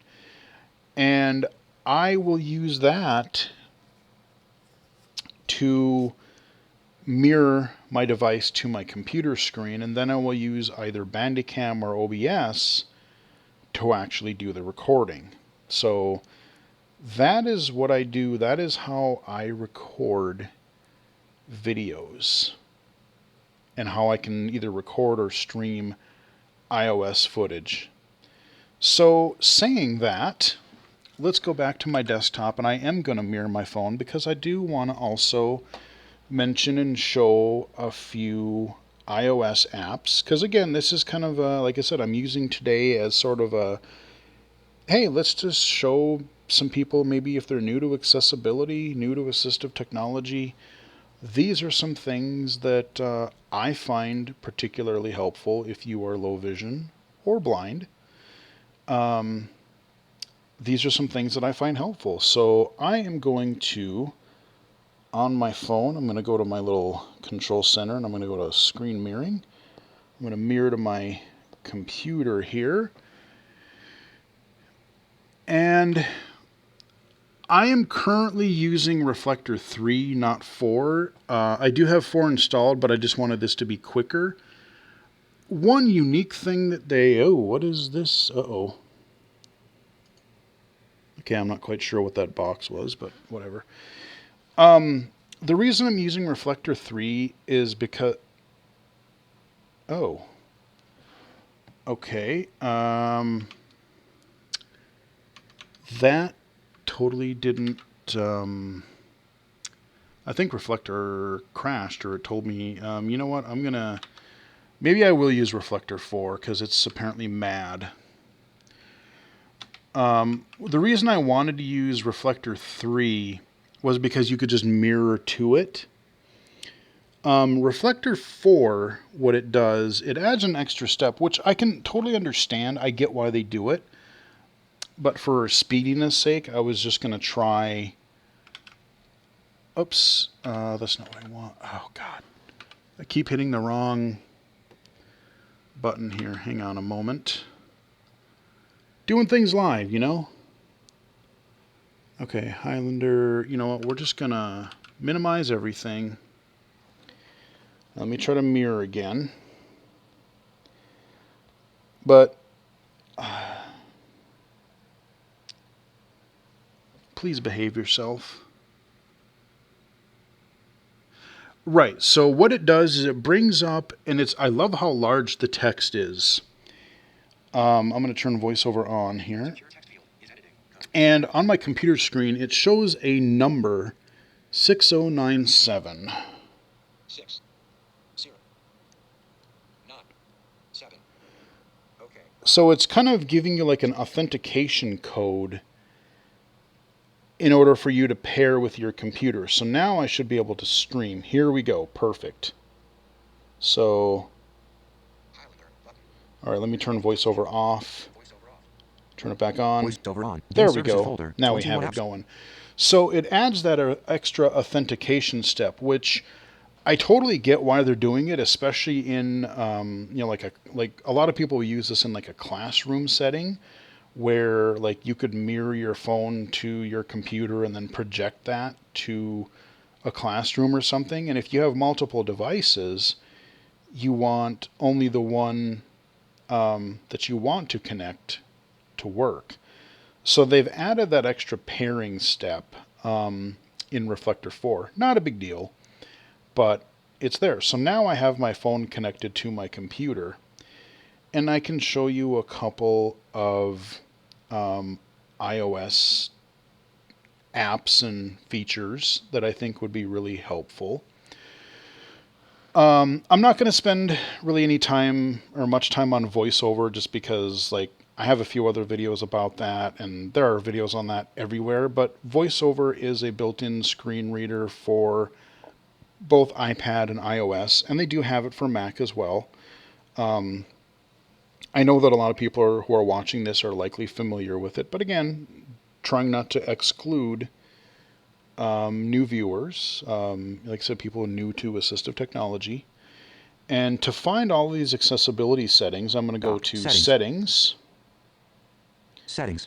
And it used to be under General, but it is not anymore. It is just on the main menu here. Display and brightness, home screen, accessibility button. We're going to accessibility. Accessibility features help. So accessibility here, just like the ease of access center that I showed you in Windows, here is where you're going to find all of your accessibility features for iPhone, iPad. VoiceOver, there's a whole bunch of settings under there, and I'm going to touch on one or two shortly. But then you have on, zoom, off, you have Zoom, which is kind of your equivalent to Magnifier. I like Zoom is all right, but I wish they would change the gesture. I don't like the triple tap. I don't mind. You triple tap with 3. Like if I go into Zoom off. It'll tell me like I can toggle it on and off, and just like in the Windows shortcuts, right below, it tells me what the gestures are that I need to use it. Zoom magnifies the entire screen. Double tap 3 fingers to zoom. Drag 3 fingers to move around the screen. Double tap 3 fingers and drag to change zoom. That is the gesture I don't like. Double tap and drag with 3 fingers to zoom in and out, essentially. And that is, it's just like, I can do it, I understand it, but that if somebody is new to iOS and is low vision, that is a feature, or that is a gesture that people really have a tough time wrapping their heads around. It definitely takes people some practice before they're able to get that going. And some people just don't get it. Like, it's a really frustrating. Like, I wish, honestly, so low vision users, they're already likely familiar with pinch to zoom. So I don't understand why, if voiceover, or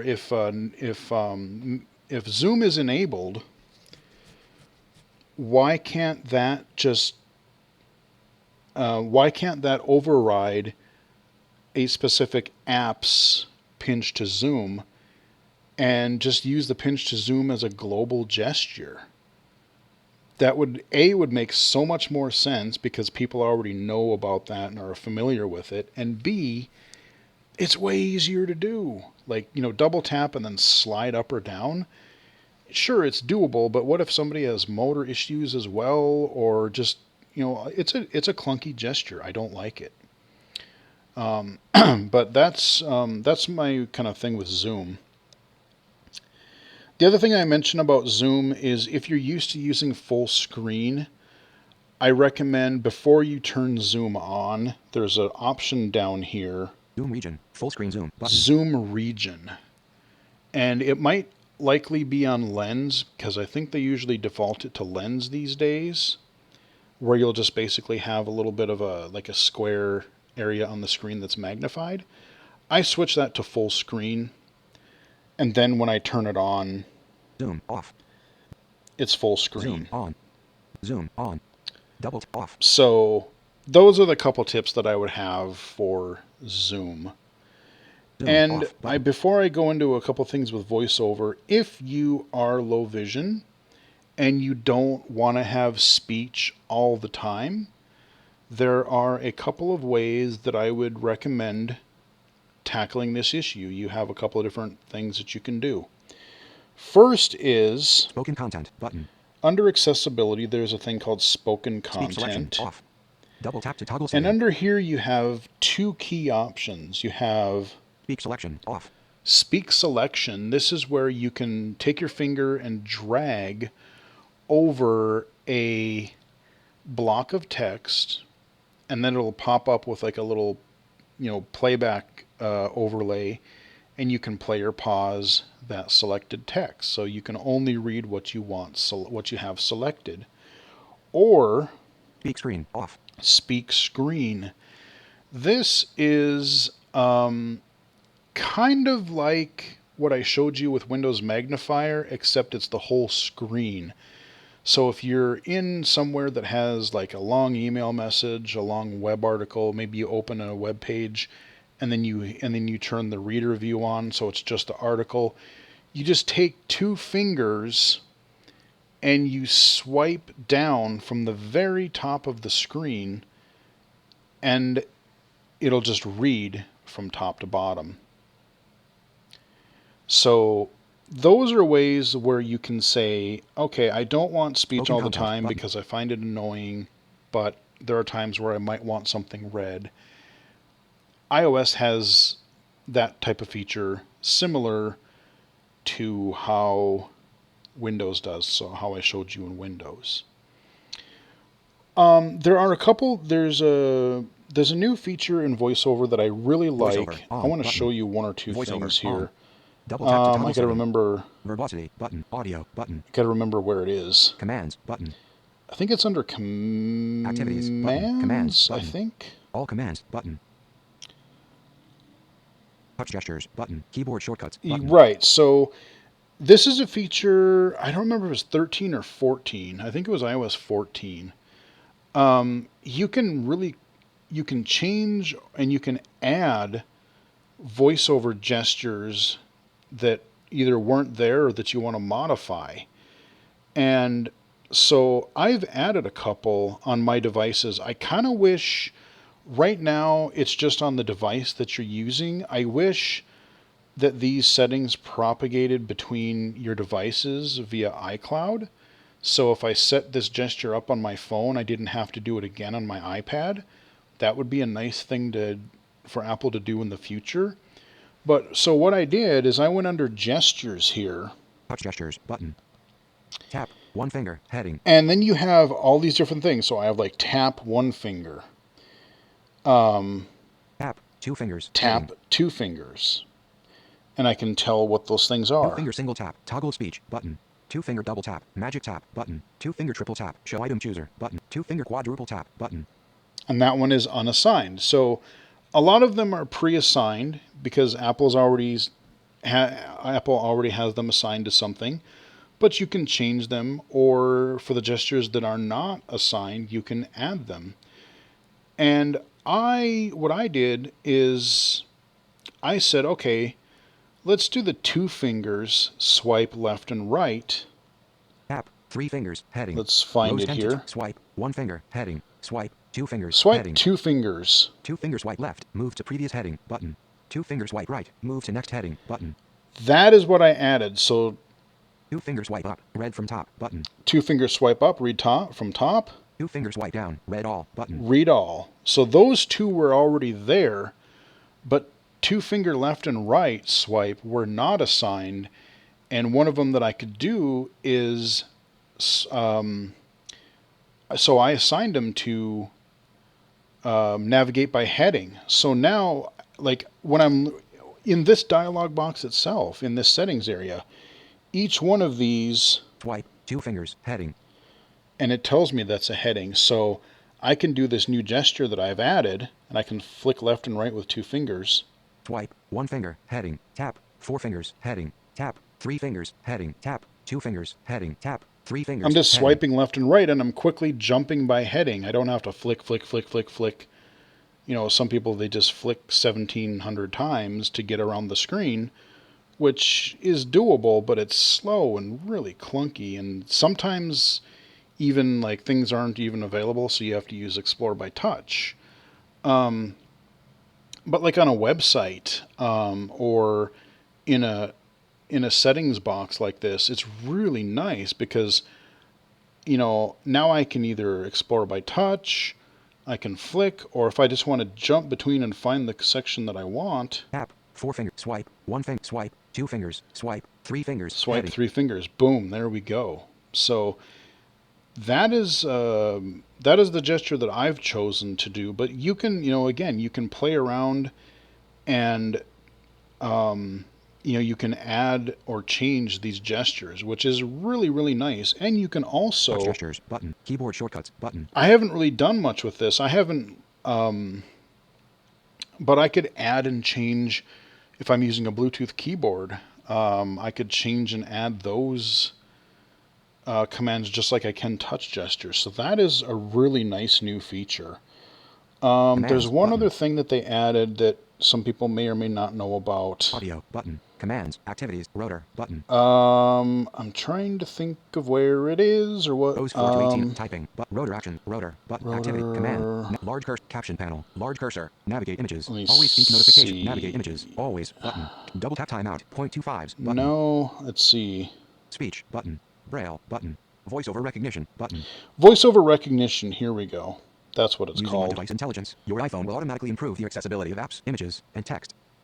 Voiceover recognition should not be relied upon in circumstances where you could be harmed or injured, in high-risk situations, for navigation, or for the diagnosis or treatment of any medical condition.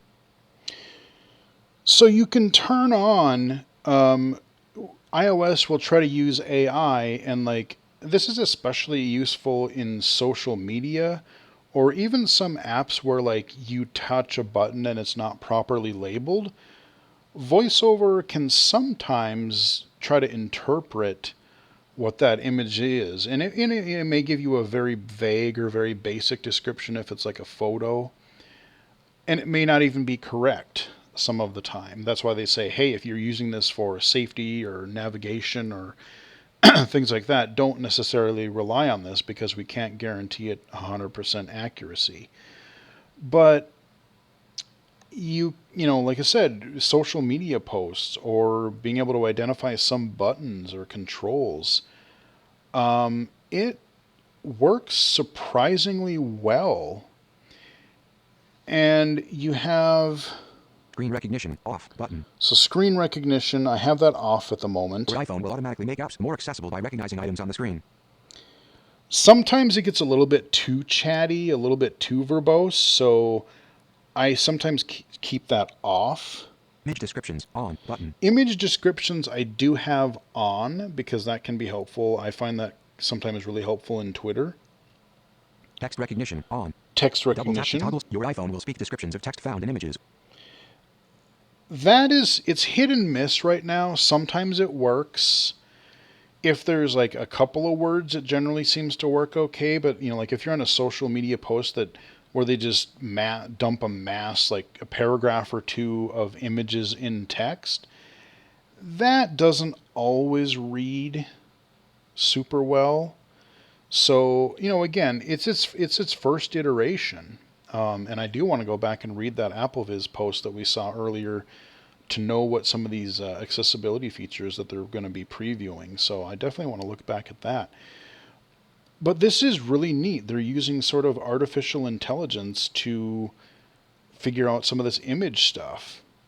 And what's really surprising, I got a really shock when I was using Magnifier or the camera app, and if you touch the viewfinder area of the screen, it will often try to tell you something that's in that image, and that surprised the heck out of me. Honestly, I didn't realize that it would do that, and so I was trying to do something else.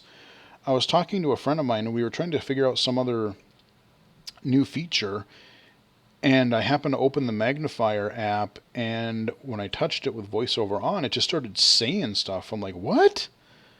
That's pretty cool. So I'll show you that in a moment, because let's transition over to, I do just want to say, let's go back into the accessibility menu. I would just say explore this menu because there's a lot of things under vision. There's some things under hearing. Audio descriptions on button. Physical and motor heading. Physical and motor. Hearing heading. Hearing. Again, I'm jumping around by heading. General heading. General. Heading not found. The other couple things I want to say, like I said, there are a lot of there's a lot of accessibility features.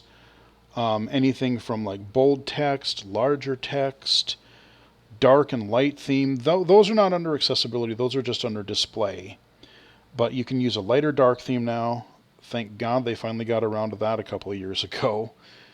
But then they have things, like things for hearing, like mono audio and closed captions, audio descriptions, even being able to use hearing aids, Bluetooth hearing aids directly through your phone. That's pretty cool if you need that. There's some physical and motor stuff like delays of taps and holds and gestures and there's what do they call it? Guided access, which is like you can kind of lock your device down a little bit so that people can only access certain areas of the screen or certain apps. So there's all kinds of stuff under here. But the last thing that I really want to mention under this accessibility is that all the way at the bottom, O's 8 to 20 accessibility shortcut. Accessibility shortcut. If you have, hiccups. If you have an older device, it uses your home button. If you have a newer iPhone or iPad that doesn't have a home button, you use the side button, your lock button. And if you triple tap, so you hit it 3 times. VoiceOver off. VoiceOver on. Settings. I have mine set to VoiceOver. So there are times where I want to use my iPhone or iPad as a sighted person, and I want to do things visually. Maybe I want to play a game or I'm doing some video stuff. So I turn VoiceOver off. But I can just quickly turn it back on. Boom, triple tap with the home or with the side button. So if I go in here, configure and then triple click the side button. It shows all of these different accessibility features that you can use for that. So that's a cool thing. One other low vision feature that I want to show. Accessibility back button. Accessibility. is Accessibility, short Wi-Fi. you can do it through accessibility, but I find the easier way to do it. I'm going to show you. iOS has a pretty darn good built-in magnifier now. So you can use your phone or even your iPad as a CCTV. So, you know, you have things like the Ruby or like a handheld magnifier, which are great. You know, there are times where it's really nice to have the handle and have a standalone magnifier, but we all carry our phones with us everywhere anyway.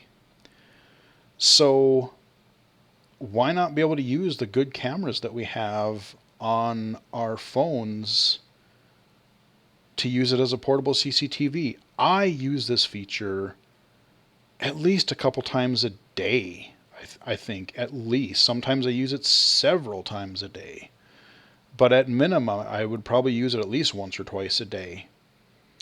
I know I did last night. Use it in the kitchen. I don't think I have yet today. But so you can access it through the accessibility menu, but the much faster way is if you go to Settings, Control Center button. go to Control Center, Swipe down from the top right edge to open Control Center. and you'll see a whole list of items. You'll see some items that are currently in your Control Center. You can remove them if you don't want them there. But then you'll see a Rotate whole to list of 25, things 25. that you can add to your Control Center. Magnifier will be one of them. And you have, like if I touch on one of these other ones. Hearing. Guided access. So let's say Insert guided access button. I flick to the left of guided access and it says insert guided access. I'm not going to do that because I don't want it there. But there'll be, if you're using Voiceover, it'll say insert magnifier. If you're doing it visually, there'll be a little plus sign. You click the plus sign to the left of magnifier. And now when I go home, Game service. I'm going to turn Voiceover off. Voiceover off. And I'm going to, on my new phone, it doesn't have a home button, I'm going to swipe down from the upper right-hand corner. There's my Control Center. And see, this is where I chose to mirror my display as well. But in the lower left corner, I hit the magnifier button. You see a little magnifying lens. It's ginormous, but I can zoom out. And now we're looking at my camera.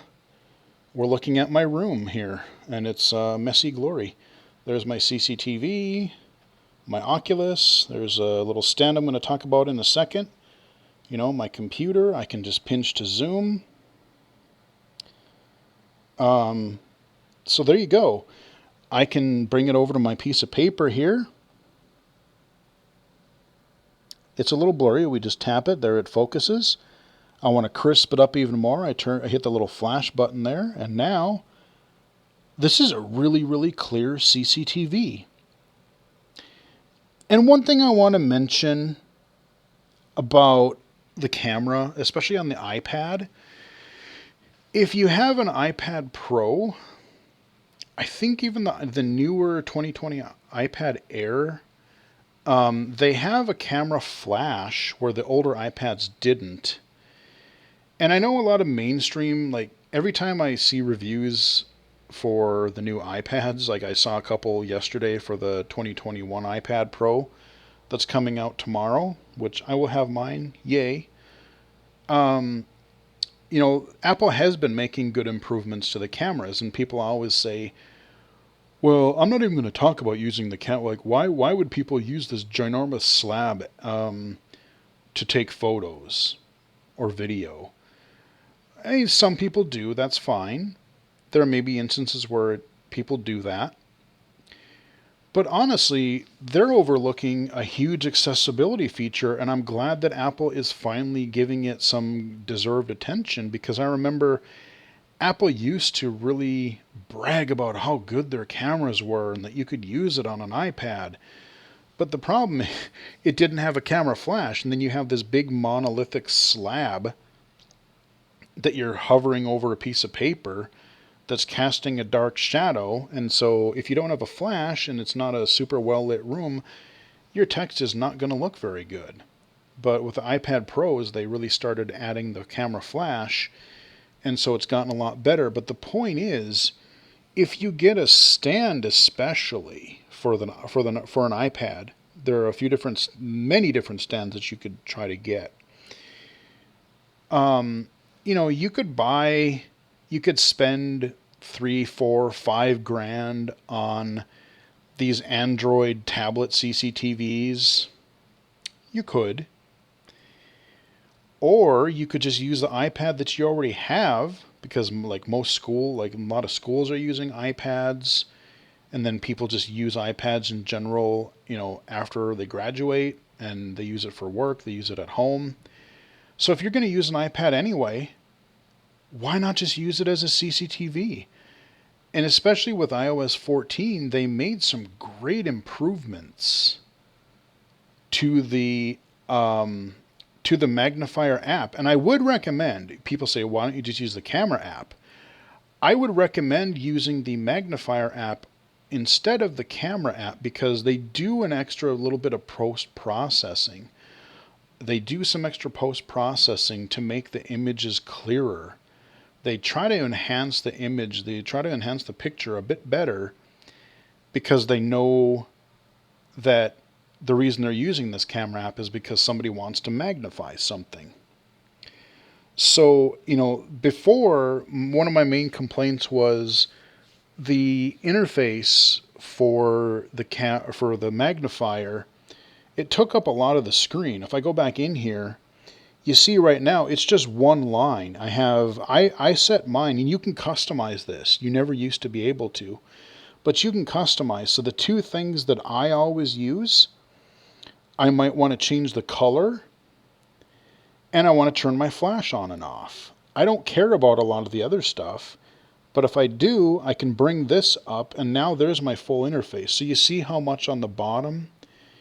You see how much room that takes up? It's still there, it's still clear, but I lose a lot of screen space with all this interface junk on the bottom.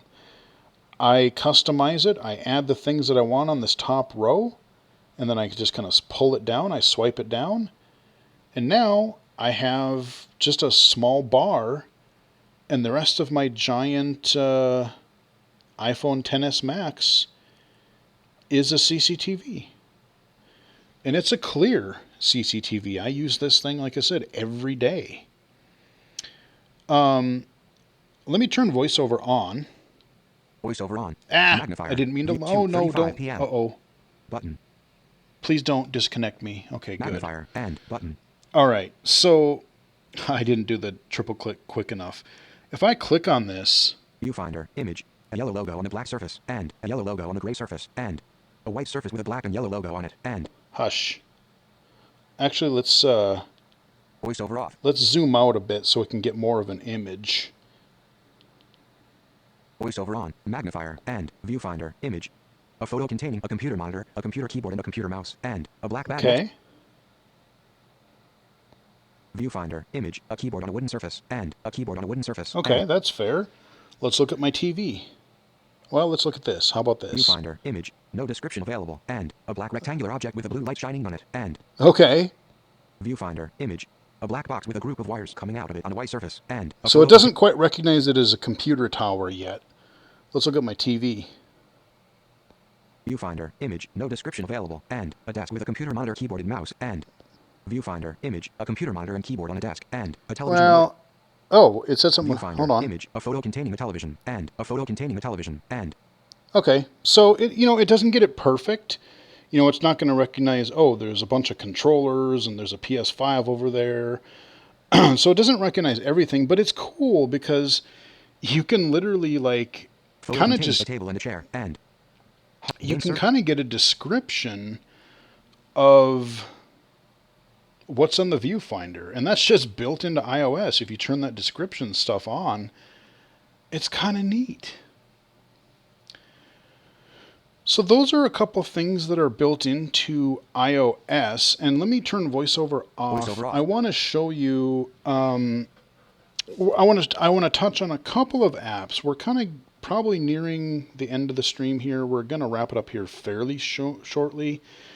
But I do want to highlight a few apps that I find just extremely helpful and chat a little bit about that. Let me get another drink really fast because I've been yammering a lot.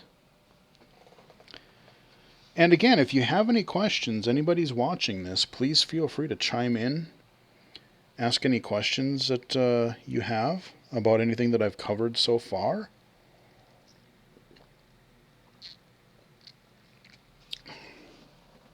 Okay. Let me open up my camera again, my magnifier.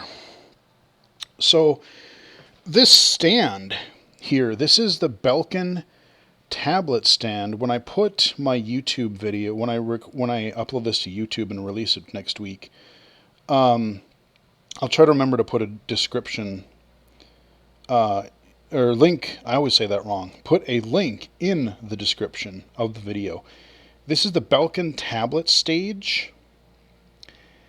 And it's cool because a lot of people, especially if you're wanting to OCR text, you want to take a picture of a piece of paper and have it read aloud. A lot of people, especially if you're totally blind, have trouble with placing the camera. Either it's too far, too close, it's not angled quite right, and so they don't get a good scan. This stand works super well because it's a foldable stand, and it is not like, I've seen these cardboard stands and things like that. This one is plastic, but it's sturdy. It's super solid. I need to do a review of this on the channel. I have not done so yet, but I really need to because I want to do a separate video so people have this information. But it folds up, and then you see this little thing here. It's like a little guard. I just flip it up, and then up here you have got just a flat surface. The one downside is it's kind of got this rubbery matte feeling on it, which is okay. It makes it so things don't slide around, but it picks up everything. I mean, dust, dirt, you could clean it, and then like 3 seconds later, it'll be full of dust again. It's just a losing battle. If you have a guide dog, my coworker has one of these, and it just dust and dog hair. It's just, everything's going to cling to it. But I can set my phone down here, and now it points down at the paper, and if I use something like Seeing AI or VoiceDream Scanner, I can kind of just take a picture of that document. So I can, just line this up. I can kind of put it underneath. You kind of get used to where you want to put it. You have to play with it a couple times to get it down. But you've got a nice scanning stand here. Let me take this out.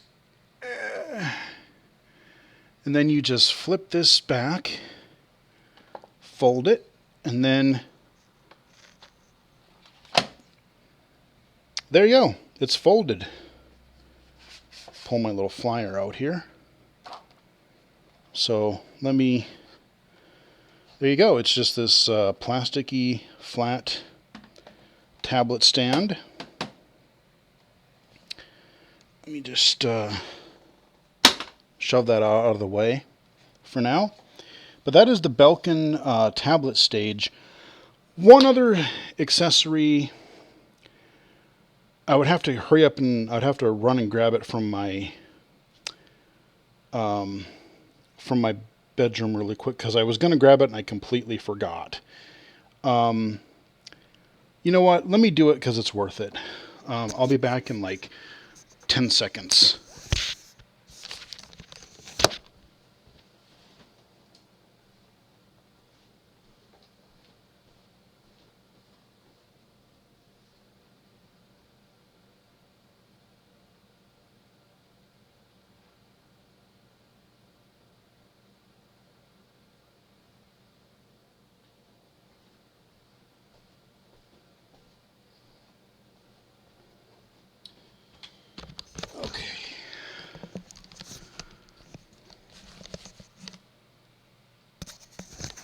Okay, so it was probably more like 20 or 30 seconds, but I digress. So you have things like a tablet stand. But another thing that I find extremely helpful is there are many Bluetooth headsets out there, but there's one in particular that, again, this is another hardware review that I need to do. I want to cover this. I've covered previous versions of this. You may have heard of me talking about the Aftershokz. AFTERSHOKZ headphones. These range, if they're Bluetooth, the different models, they range anywhere between like maybe 130 to 150, 60 bucks. Yes, they are expensive, but they're great in many ways. So the previous ones, like the Aftershokz Airs, the Titaniums, the Aeropec, which is a weird name. The Aeropec is their latest version that are just the headphones. But there's another one that they came out with, was it last year or early this year? I can't even remember. Might have been it's within the last year. But the Aftershokz headphones specifically are actually bone conduction headphones. So they look like earbuds, but they're not. You put them in front of your ear and it rests kind of on your cheek or on your kind of temple, like right in front of your ear. And it conducts the sound like through your head. I can't explain how it works, but it does. And they don't sound half bad. The audio quality on these, would I recommend these for like audiophile music listening? Absolutely not. But the advantage of these, especially if you're blind or low vision, is that you leave your ears open. These are not covering your ears. They're not inside of your ear. So you're not blocking things. So if you're out using GPS navigation, you're safer because you're going to hear the traffic and other audio around you. If you're in a meeting or a class, you can clearly hear your instructor and the people around you, but you can still hear your device if you're using Voiceover and whatnot to take notes. And they're convenient. They're super light. I forget that I have them on half the time. People ask me, what's on your head? And half the time I forget they're even on. I think I've almost jumped in the shower with these because I forgot they were on my head. So they're really light. And, they get decent. But I mean, look at how there's not much to these. There's like a wire or like a metal band and like a little tiny rectangle here on either ear. So there's not much place to put a battery. But yet you're going to get probably, I can get a good day's worth out of using them, 6 to 8 hours. More if I'm just letting them, like if I use them for a little bit and then let them sit there and then use them for a little bit, let them be quiet off and on. I'm surprised at how much battery these things actually give you. But the ones that I'm holding in my hand are the OpenCom, Aftershokz OpenCom headsets. So all the other headsets look like this, except the OpenCom has this boom mic that you can swivel up and down. So you can kind of put it down. It's just this thin little boom mic because like I said earlier, generally Bluetooth headset microphones suck. It's partly the Bluetooth technology. It's partly the way they integrate it. They're using, I'm not going to get into the huge techie details, but like, there's a reason that most of them, especially stereo headsets, there's a reason that most of them suck. But this one, like I said, with this boom microphone, especially with people on Zoom all the time these days, maybe doing Skype or FaceTime or just phone calls, I hate when people call me on a Bluetooth headset typically. A friend of mine has these, and he's the one, he had the Aftershocks, but he introduced me to the newer kind, and I liked them, but I picked these up once they came out because I was just curious. And we're both sold on them now because, like I said, most headsets, they pick up more of the background than they do you yourself. And it's just not clear. It just really sounds bad. But I've used these on Zoom. I've used these on phone calls, FaceTime. I've used them on Clubhouse. And people, like, they're shocked when I tell them I'm on a headset, a Bluetooth headset, because, like, really? Because you don't actually sound terrible. So these open comms are like $160. But if you're an iPhone user, and especially if you use VoiceOver, if you listen to podcasts, you listen to audiobooks, these things are just indispensable. I absolutely love these things. Now, the other Aftershocks don't come with a case, but surprisingly, this one does. It comes with its own little hard case. I think it's because of the microphone. They don't want the microphone to break off on you. But you just kind of slide them in. It's got this own little place to hold them. It's got a little pocket for your cord, so your charging cable. And it's a nice little hard case. I'm going to do a hardware review just for this headset. The one downside is they use a proprietary headphone, or they use a proprietary charging adapter. It's the same one they use for the AeroPex, so I have an AeroPec at work. And actually, no, what do I have it? I think I have an Air at work, but I have another AeroPec that I have at home. They use the same sort of magnetic charger, so I do have two chargers for this now. So they are proprietary, which sucks in a way, but I do like the magnetic charger, but it just kind of stinks that they're proprietary. But I wanted to bring up this accessory because, again, being wireless, things not getting in your way, having a clear way to communicate, like via phone or Zoom or anything like that, super helpful. Being able to listen to your books in class or in a meeting, just any number of things. Like,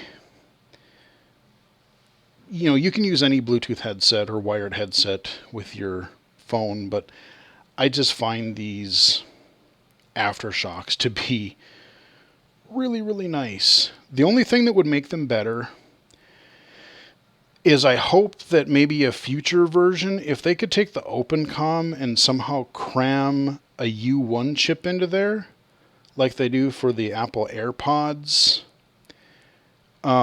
Because it sucks because I want the 3D audio and all those different types of things that only AirPod users get, or devices that use the U1 chip.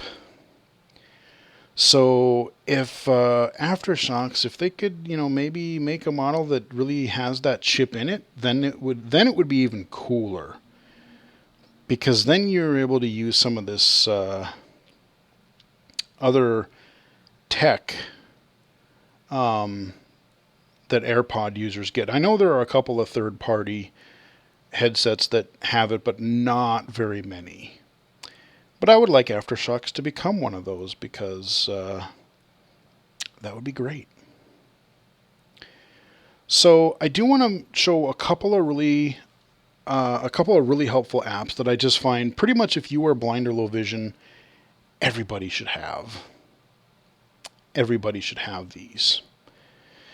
And the two that I really want to focus on are Voice Dream Reader and Seeing AI. I've done videos on both of these before, but again, if this is kind of funny. It's almost like kind of like a blind low vision accessibility 101 is what this stream is becoming, and that's fine. Like I said, it's Global Accessibility Awareness Day.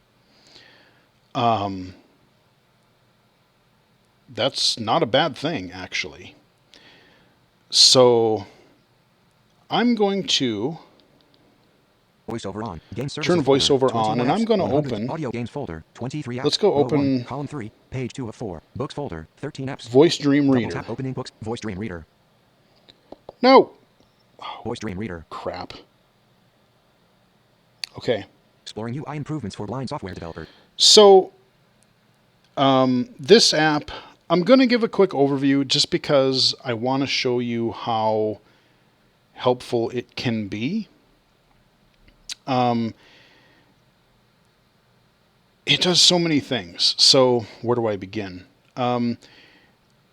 Voice Dream Reader is a reading app, and it's probably most noted for its Bookshare support. If you're blind and low vision and you've never heard of Bookshare, Bookshare is a service that if you provide proof of a print-related disability, it's free if you're a student, high school or college, and if you're not a student, it's $50 per year, which is a steal because you can download as many books as you could possibly want to read. You can get them in a lot of formats. You can read them on the web. You can download Braille versions of files if you have a Braille display. You have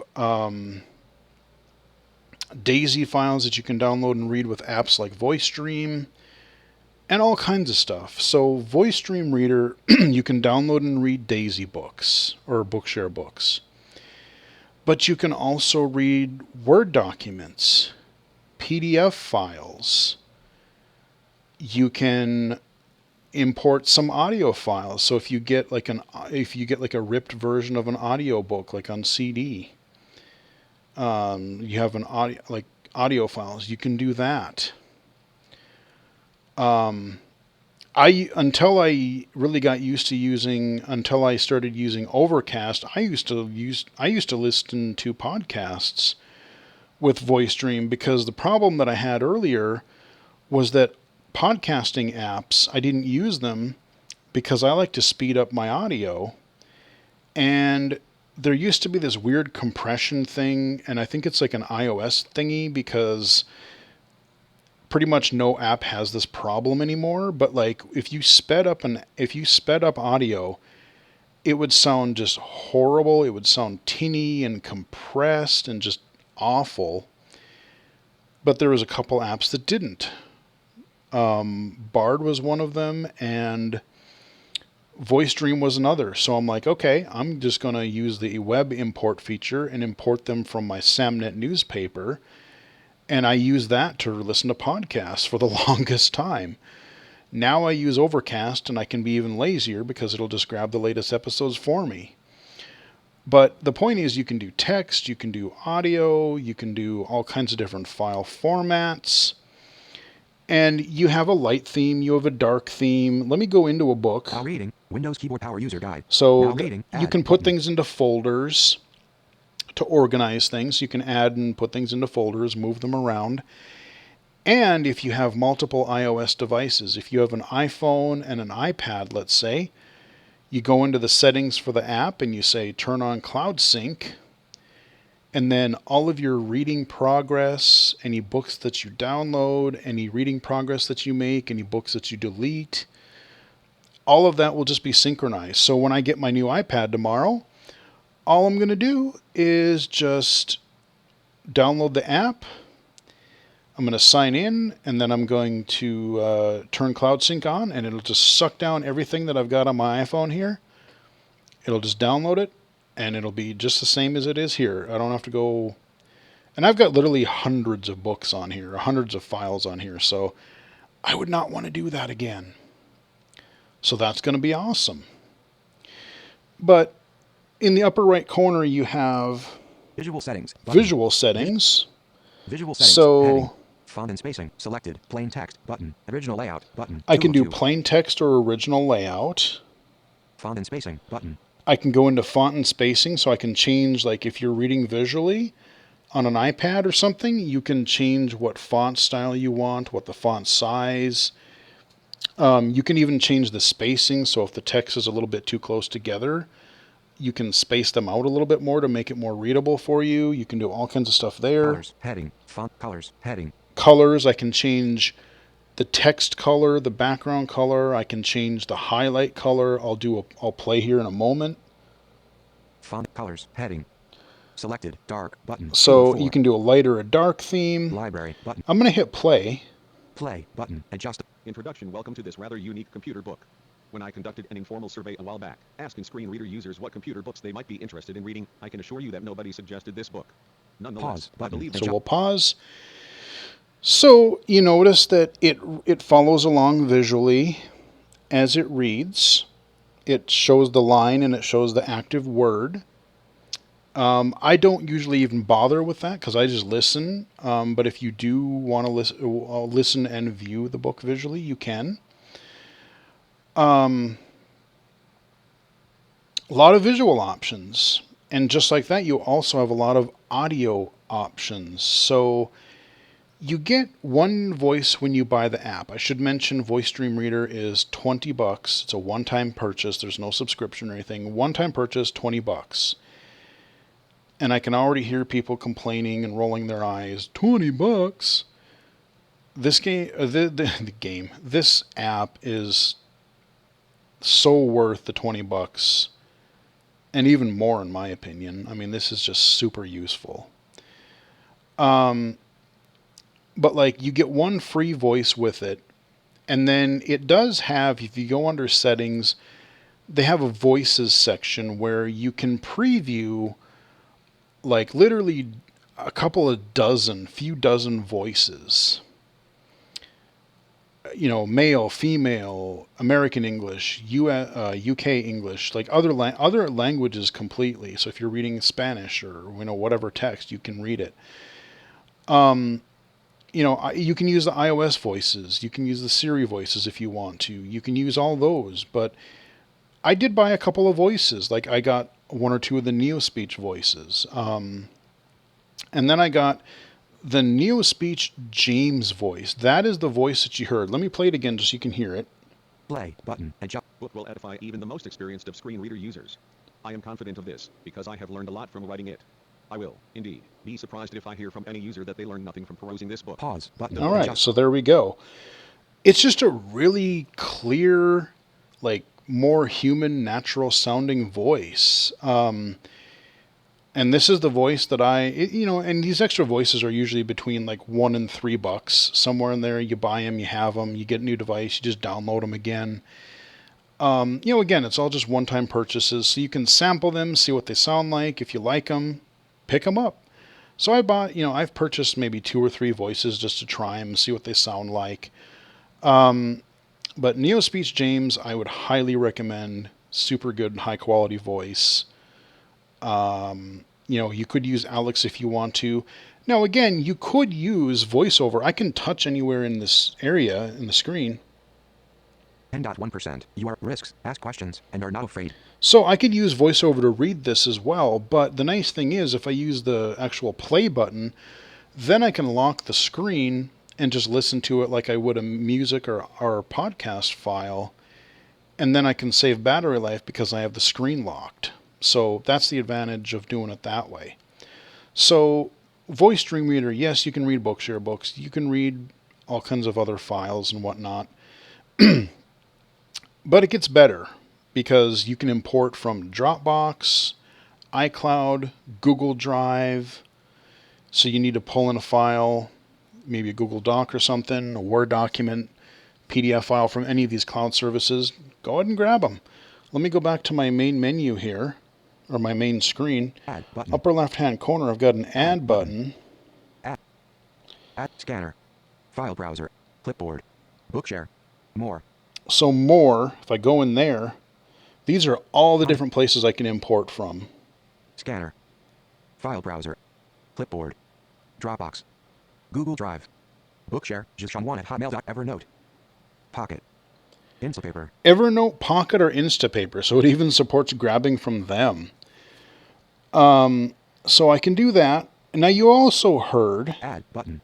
Scanner. This is cool. So remember I was showing you the Magnifier app, and we were magnifying that piece of paper on my desk. Well, you're out somewhere, you're in a meeting or you're in a class and somebody hands you a handout that you need to read. Well, I'm totally blind. I can't read that. So I go to Add. Add button. Add. Scanner. Scanner. Capture image button. I hear a beep. Capture image It's a button. loud beep, so that's probably pretty good. Snap the Capture picture. image dimmed. Now, Play. Crop image button. I have some options. Enhance image on button. View text or image showing discard button. Keep button. I'm going to keep it. Keep. And then I'm going to go to the Save button. Save. Alert. Title. Now, I could give it a name if I wanted to. I'm just going to delete it soon anyway, so Text field is editing. I could name it something different, but I'm not going to. I'm just going to say, button. okay. Okay. Personal power. The iOS edit Now, button. It's processing. Here we go. New. AFTERSHOKZ. About 49 seconds. 0% completed. Add button. Library button. So now, if I hit button. play, Adjust. Aftershocks. Let's get started. Now that you're enrolled in a Health Partners plan, take a few simple steps to set yourself up for success. Log onto your online account or use the MyHP app. You'll get real-time access to your personal health plan information in one easy button. now what I found particularly interesting is I meant to just read the paper, but apparently the camera saw the Aftershocks label on the headphone that was sitting behind the picture, and it even recognized that. That's impressive, because that was not flat. That was like at a almost perpendicular angle. So you see the accuracy. It's fast, and it's generally really accurate. So I've gotten really good about just being able to hold it over the paper and not have to worry. I can take a picture, boom, not a problem. But if you combine it with like a stand, like I showed you earlier, that is something that I think many people may like. So I can take a picture and read. And the advantage of this is, Seeing AI can do this for free, can take a picture of a paper document, but VoiceStream Reader, whatever folder I'm in my assistive technology folder, so that's where it saved it. But if I have, let's say I'm in school and I have different subject matter and I want to put this in my history folder, and then I do it later and I want to put it in my science folder, whatever folder I'm in, when I take that picture, it just scan it and it'll save it into that folder. So I don't have to scan it, then copy it, and then paste it, and then save it. And there's just more steps if you do it through Seeing AI. Seeing AI is really great for if you just want to have something read and then you're going to throw it away. But if I want to save it, I typically use VoiceStream Reader with the scanner feature. But wait, there's more. Infomercial stuff going on here. Let me get another drink of water really fast. And I hope anyone's still watching. If you are, just feel free to chime in and ask any questions. We are nearing the end of our stream here, but okay. So one other thing I wanted to show you with VoiceStream Reader. I'm going to exit VoiceStream Reader. I'm going to go to my home screen. Folder. Doc, mail. I'm going to go to my mail. Double tap to open. And I purposely I took a picture of a document that was on a desk at work. This is a super old image. But I have this image here. An image with black text on a gray surface. It's not going to read it because it's voiceover. It's an image, and there's a whole buttload of text on here. So it's not going to necessarily read that, even with its AI stuff. Toolbar, share, button. But if I go to the bottom left and I go share. Share. Mail, button. Kindle, button. Notes, continue on. I'm going to brings up your share screen. Button. Drive, Gmail, StubHub, I have button. tons of More, apps on here. Copy, button. More, button. I'm going to go to more. More.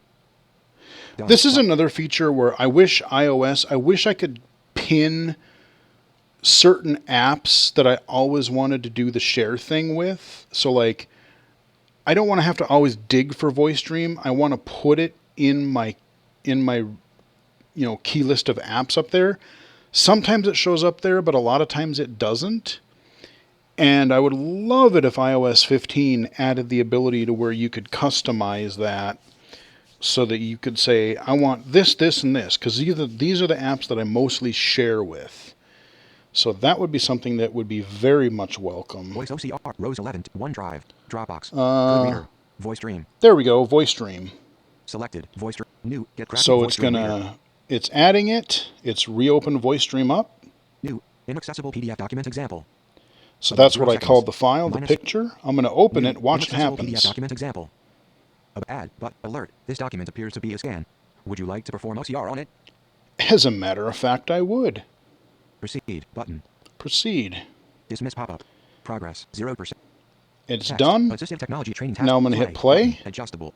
Assistive Technology Training Task List Assessment Form January 2015. This form is designed to assist assistive technology trainers in providing concise and accurate information to button. assess. So it took that garbage image that we couldn't read, and it totally did an OCR on it. So if you are going to go to school, if you are going to work professionally, I almost guarantee you, I won't even say almost, I guarantee you, you're going to receive documents electronically, and you are going to get some PDF files that are not accessible.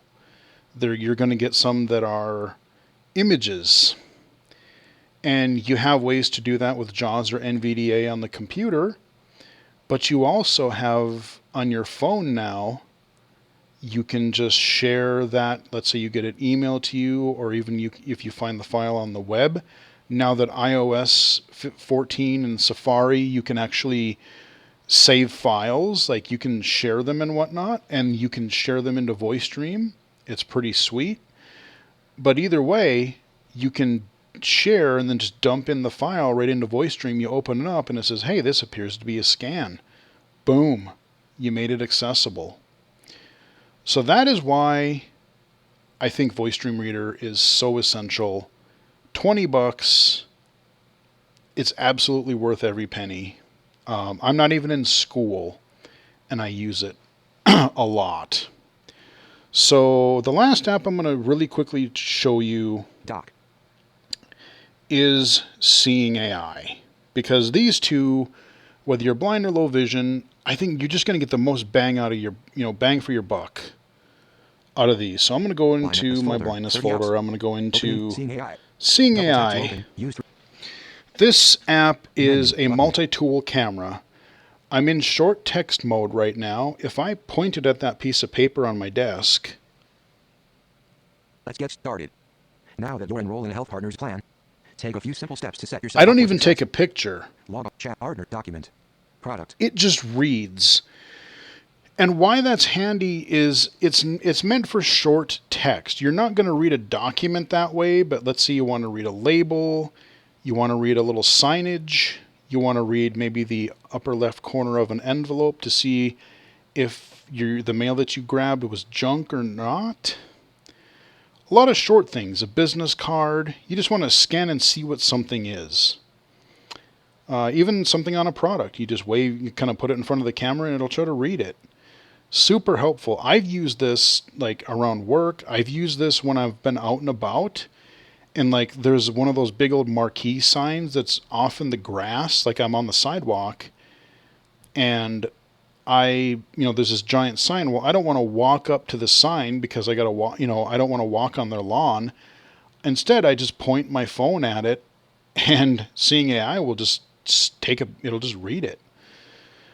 It does have a document mode where I can snap a picture and it'll read it aloud. This, however, uses the cloud. So the other advantage to VoiceStream is that it all does it locally. You don't need to have Wi-Fi. You don't need to be on data for it to work. When you do the Channel, product, adjust document. document mode, Bottom right corner not visible. Right edge not visible. Right edge not visible. come on. Bottom right corner not visible. Come on. Bottom right corner not visible. Hold steady. There we go. Processing. It gave me Cancel guidance. button. That's the other really nice thing about this. Back button. But so it processed it online, and now I can read it with VoiceOver or hit play on this as well, and it'll read me the document. Share button. Decrease. Stop button. Play. Play. Button. Pause. Started. Now that you're enrolled in a health partner's Oh, and for some reason, for success. Log ah, on to your online account or Pause use schedule button. prevent. Play. okay, that got really angry. That did not want to mirror properly. Puts immersed in your context. Okay, so that got really mad, but it works. It also has a product Menu. feature. Button. Channel. Document. Product. So let me grab from this morning. I left it over here purposefully. Grab some caffeine here. I'm just going to slowly rotate my can in front of the camera.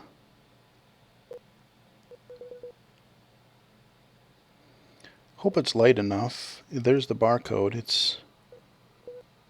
Come on. See it. It's right there. There you go. Processing. Not recognized. Yeah, it's... let me see... Menu. Button. Quick help. Button. Menu. Button. Let me... Help. Button. Feedback. Button. Browse photos. Button. Settings. Button.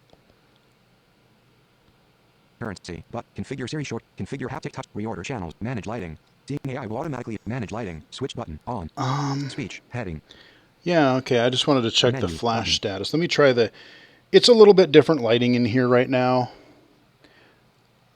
I could manually turn the flash on, but I just want to see if...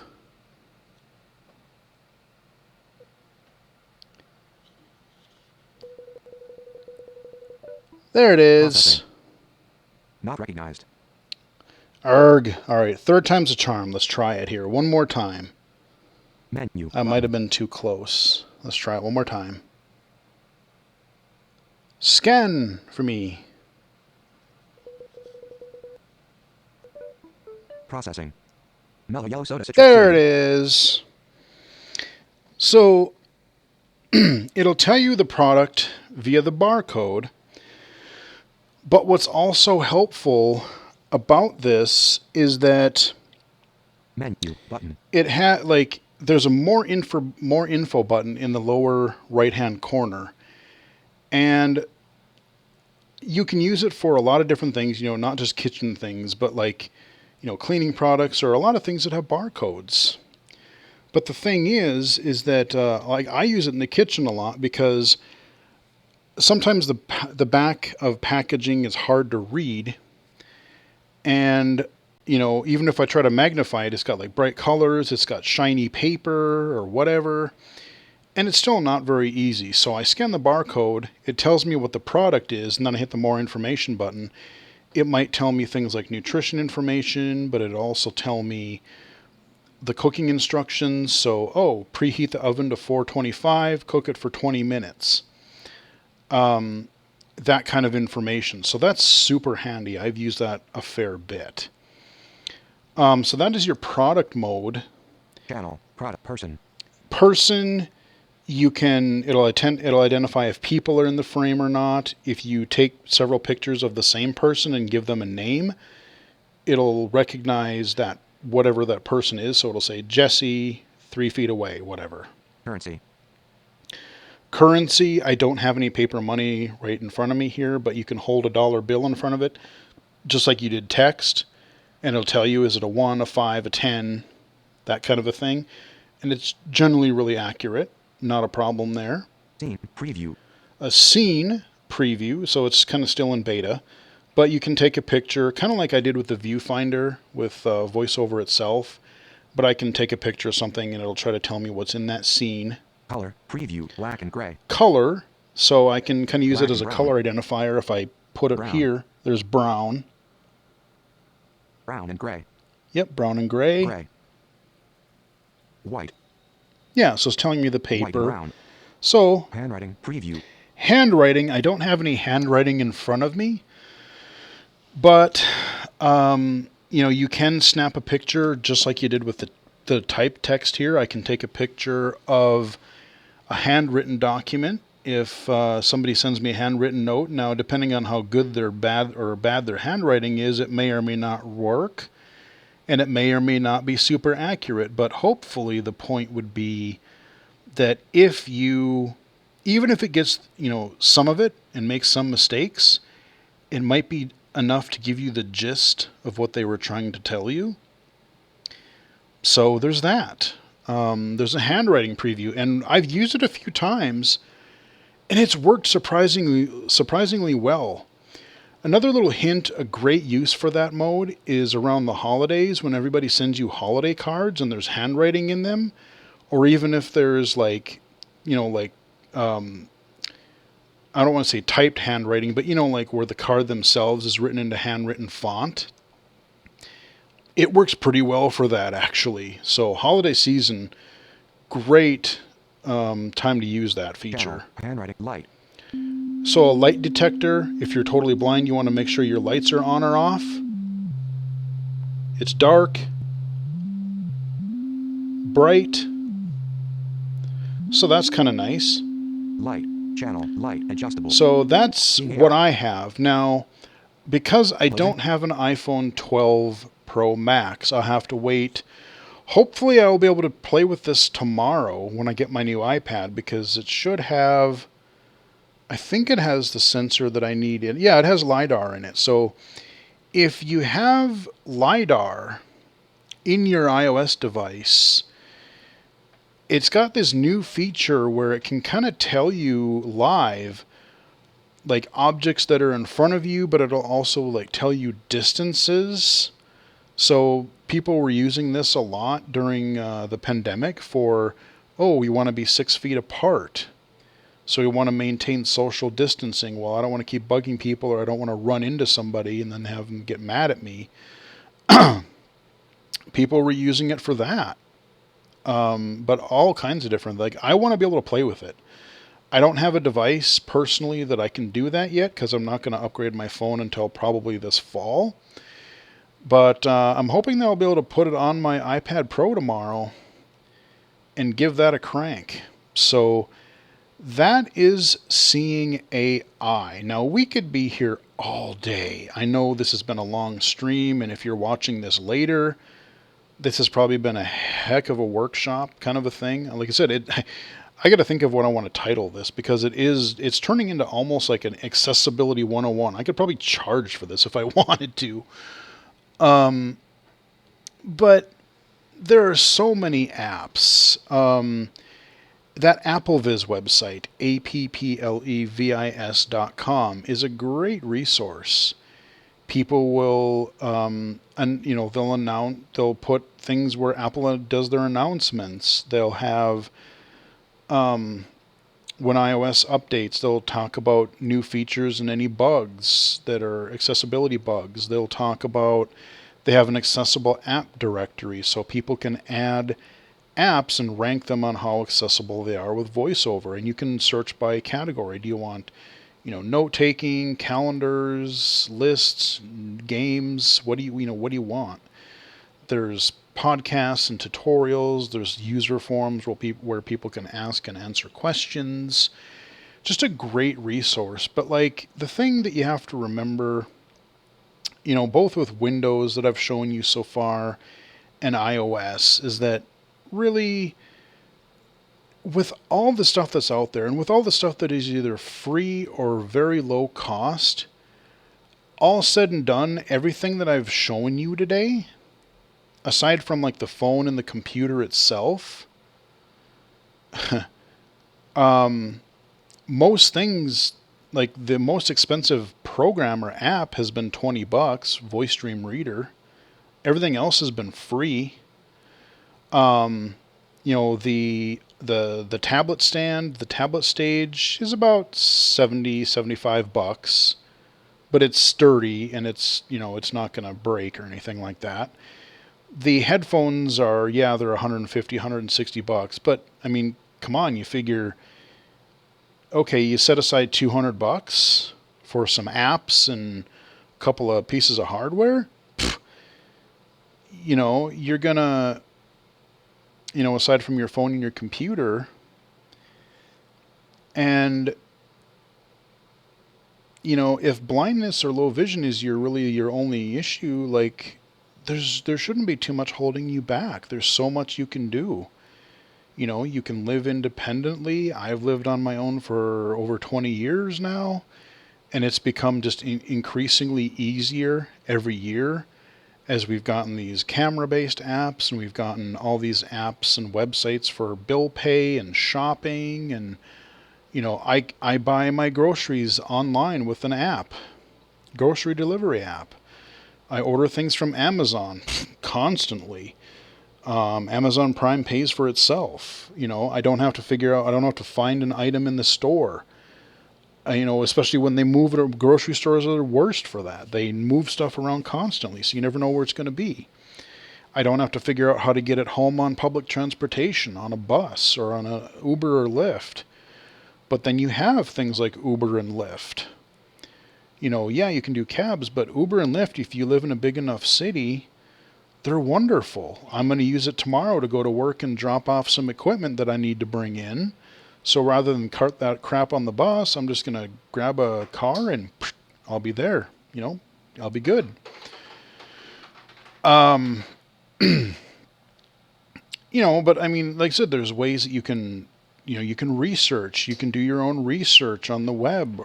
You can buy things. You can read things. I only touched on VoiceStream, but you have Bard Mobile for talking books. You can read Kindle books with VoiceOver, iBooks, or books now.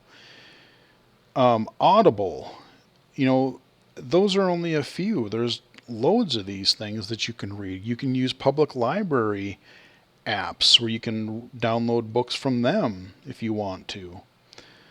So there's countless ways to read. You have access to being able to identify things in your environment, be it text or objects or products or whatever. You have accessible GPS apps, Google Maps, Apple Maps. Those are accessible. You have things like Blind Square if you want a little bit more information. Nearby Explorer. I think there's still a free version of that out there. So there's all, and then you have all the social media, Twitter, Facebook, YouTube, all your music apps, podcasts. I mean, good God, I could go on and on and on. I use productivity apps, taking notes in a meeting. There's no reason that especially if we learn how to type, there's no reason that we can't take notes. Take our own notes in a class or in a meeting. Write a properly formatted email. I mean, dictation is great for some things, but being able to write a professional, an email that doesn't have tons of typos and no punctuation and all that kind of stuff. It's just like the computer and the free stuff that's included on that. But the mobile, the smartphone especially, like, most people are using iPhones nowadays. The amount of stuff that you can do for the cost of the device and maybe a few extra bucks here and there is astounding. I mean, it's frankly never been a better time to be blind or visually impaired. And, if people are just sitting around doing nothing, it's kind of a shame because we have so many opportunities now. If we want to, we can go to school. We can, go get our degree. We can go to a, trade school or whatever. If we don't want to go to school, like I said, we can still live independently. We can get around pretty well. Of course, there are going to be frustrations. There are apps that are not accessible, websites that are not accessible. There are, just certain things that, we still do need sighted assistance for.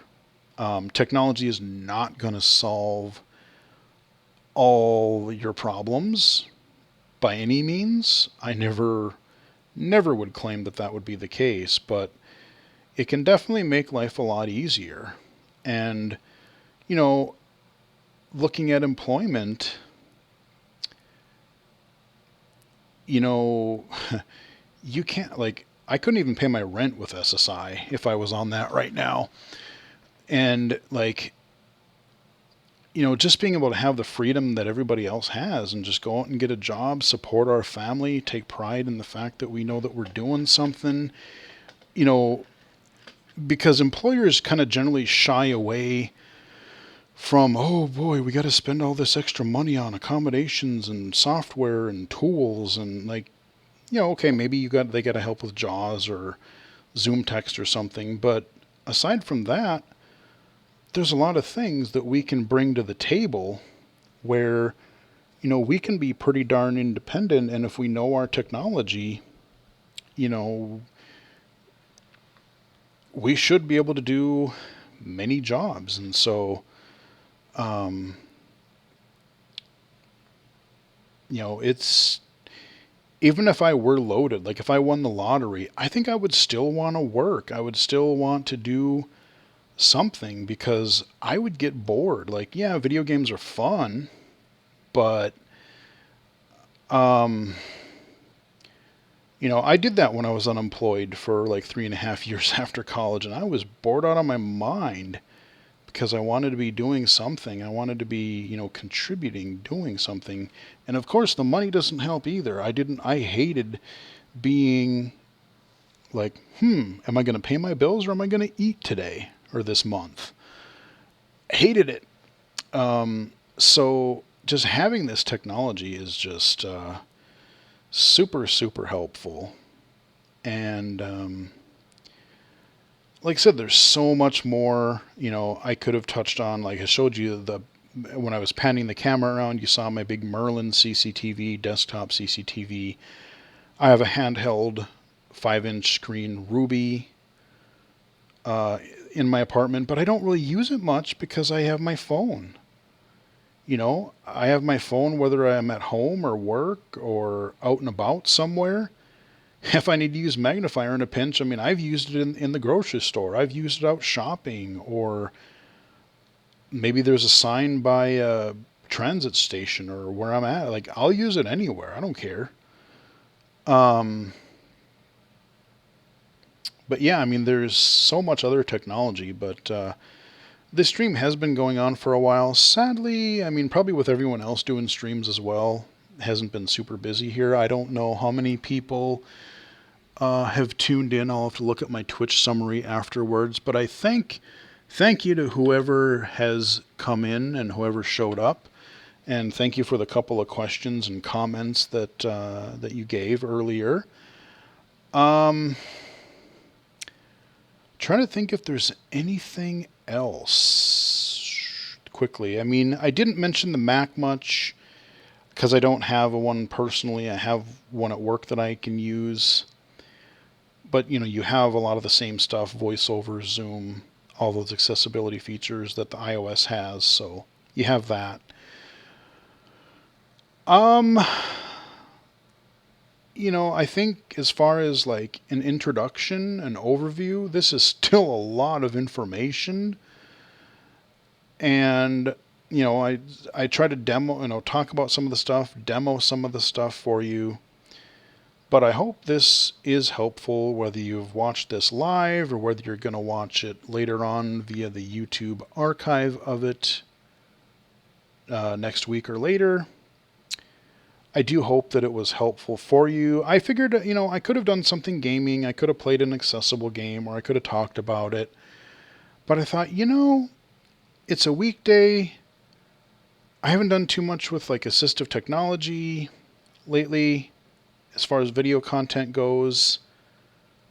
Let's veer away from gaming for a little bit. And as much as I love gaming, you know, let's get people introduced to some interested in some assistive technology.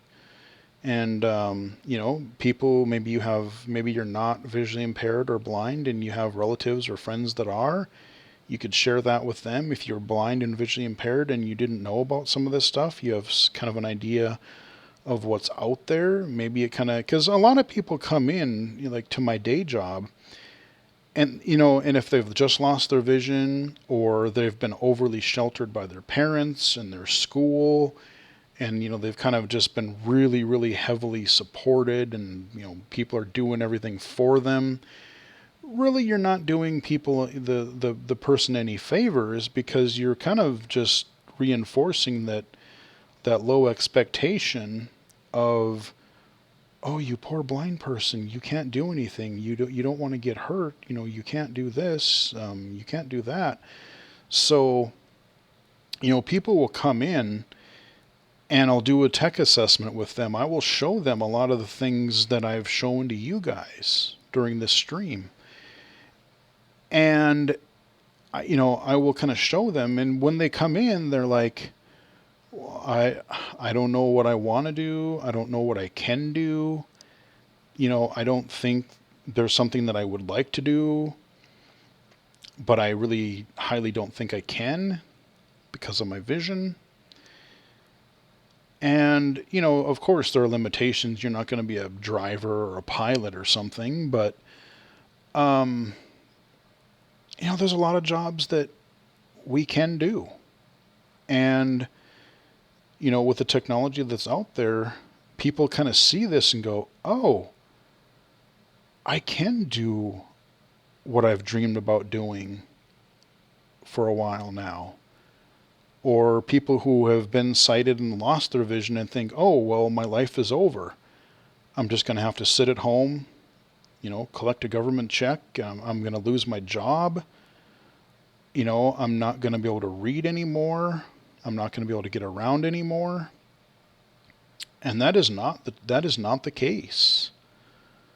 You know, we can get around. You know, there are mobility classes. There are tools, techniques. There are transit apps and buses and Ubers and Lyfts and things like that. There are, you know, there are ways to read so you can continue reading professionally, recreationally. And there are, you know, like with all this stuff, you can go to school. You can and should get a job. So it's just, I love where technology is going, and I'm very curious to see with like wearables and artificial intelligence. We're already starting to see things with like the image recognition and stuff like that Apple is building into iOS. And I know Google was talking about it in their Google I/O keynote earlier this week. Conversational AI. I think those are the wearables and AI, I think, are going to be the next couple of really big things. And possibly even AR, augmented reality. Virtual and augmented reality. Virtual reality, I don't know. It just depends on whether we can get some of these platform makers to actually, just like the person commented earlier in the chat, I wish Nintendo would make their system accessible. Yeah, me too. And I really, really wish people like Oculus would make their dang headset dashboard accessible, because boy howdy, that is a very tough challenge in a lot of ways. So, and it's kind of made me not want to use my especially my Quest. It's made me not, like, it's really nice, it's wireless, it's portable, but if you can't read the dang dashboard, it's difficult and frustrating. But I think that, you know, augmented reality, like if I can take Seeing AI and just look somewhere and I can ask it a question like, hey, what does that say? Or like, you know, I could ask something about the environment around me, or if I could just look at a store and it would tell me what the name of that store is. It would tell me the number or the hours of operation. You know, kind of like you can do that with like Google, like the Street View a little bit now. And if you can just do that with a wearable without having to hold your phone even, like you got glasses and you got like little Bluetooth headphones or something, there's a lot that could be done. Indoor navigation. That's also looking like, you know, people were using hardware beacons that you had to buy. But now there's a few places that are kind of trying to do things without hardware. and being able to map some of these indoor locations like airports and malls and things like that. That would be great if that becomes standard in the next several years. So I think we are going to wrap up the stream. Thank you to anyone who did pop in. I was kind of surprised there wasn't a few more people popping in or doing comments, or questions, but not a big deal. Nevertheless, I hope you guys enjoyed the stream. If you're watching it later, I hope you enjoy the archive. Let me know if you liked this type of thing. Like I said, I wanted to try something different for Global Accessibility Awareness Day. And otherwise, I think that will wrap it up. I'm just trying to think if there's any other questions. I know people ask, like, am I going to do more iOS videos on the channel, on the YouTube channel? Am I going to do more accessible games? And the answer is yes. I just released a PC accessible game video on yesterday. I've got a couple more iOS games recorded. I'm sure there'll be more iOS or PC games in the future. But again, I'm going to be looking at a lot more mainstream accessible PC and console games as well, especially with like the PS5 adding more accessibility. I just read, today, Global Accessibility Awareness Day, they announced some stuff for the Ratchet & Clank game, Insomniac, next month. That's going to be awesome. It sounds like there's going to be a lot of accessibility stuff in there, even more than Spider-Man Miles Morales late last year. So very much looking forward to seeing what's going to happen with that. And you never know. Like I said, there may be even other game announcements. Oh, Gears 5. I got to go download that again because apparently they've added some navigation stuff in addition to the text-to-speech they've had already, but now they're actually adding like some waypoints and navigation stuff. I don't know if it's just for Horde mode or if it's for the campaign as well, but I got to check that out because that sounds really cool. I want to look at that. So there's all kinds of stuff. I know Minecraft is adding more accessibility. People are making mods for Minecraft. I watched a video on that the other day where there's a few mods that can add some additional text-to-speech where Microsoft hasn't yet, or Mojang. Gaming. Hades, there's some mods that people are making right now. I heard it's a little bit goofy to get working, but once you do, it adds some some accessibility to that as well. So there's all kinds of different things that I'll be exploring. I'll be able to look at my new iPad shortly. Hopefully it'll come in the mail either tomorrow or soonish. I think they said it should be coming here pretty quick. So I don't know if it'll be here tomorrow. I haven't checked my notifications for a little while yet. But they did already charge me for it, so presumably it should be coming soon. So definitely things happening. We have E3 in the summer of gaming, of course. I'm going to be trying to cover some of the press conferences and thoughts on that. We got WWDC coming up in June.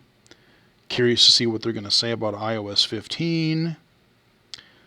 So there's going to be some stuff. There's going to be a lot of stuff going on, a lot of stuff happening. But anyway, we are for real going to wrap it up this time. Hope you did find this helpful.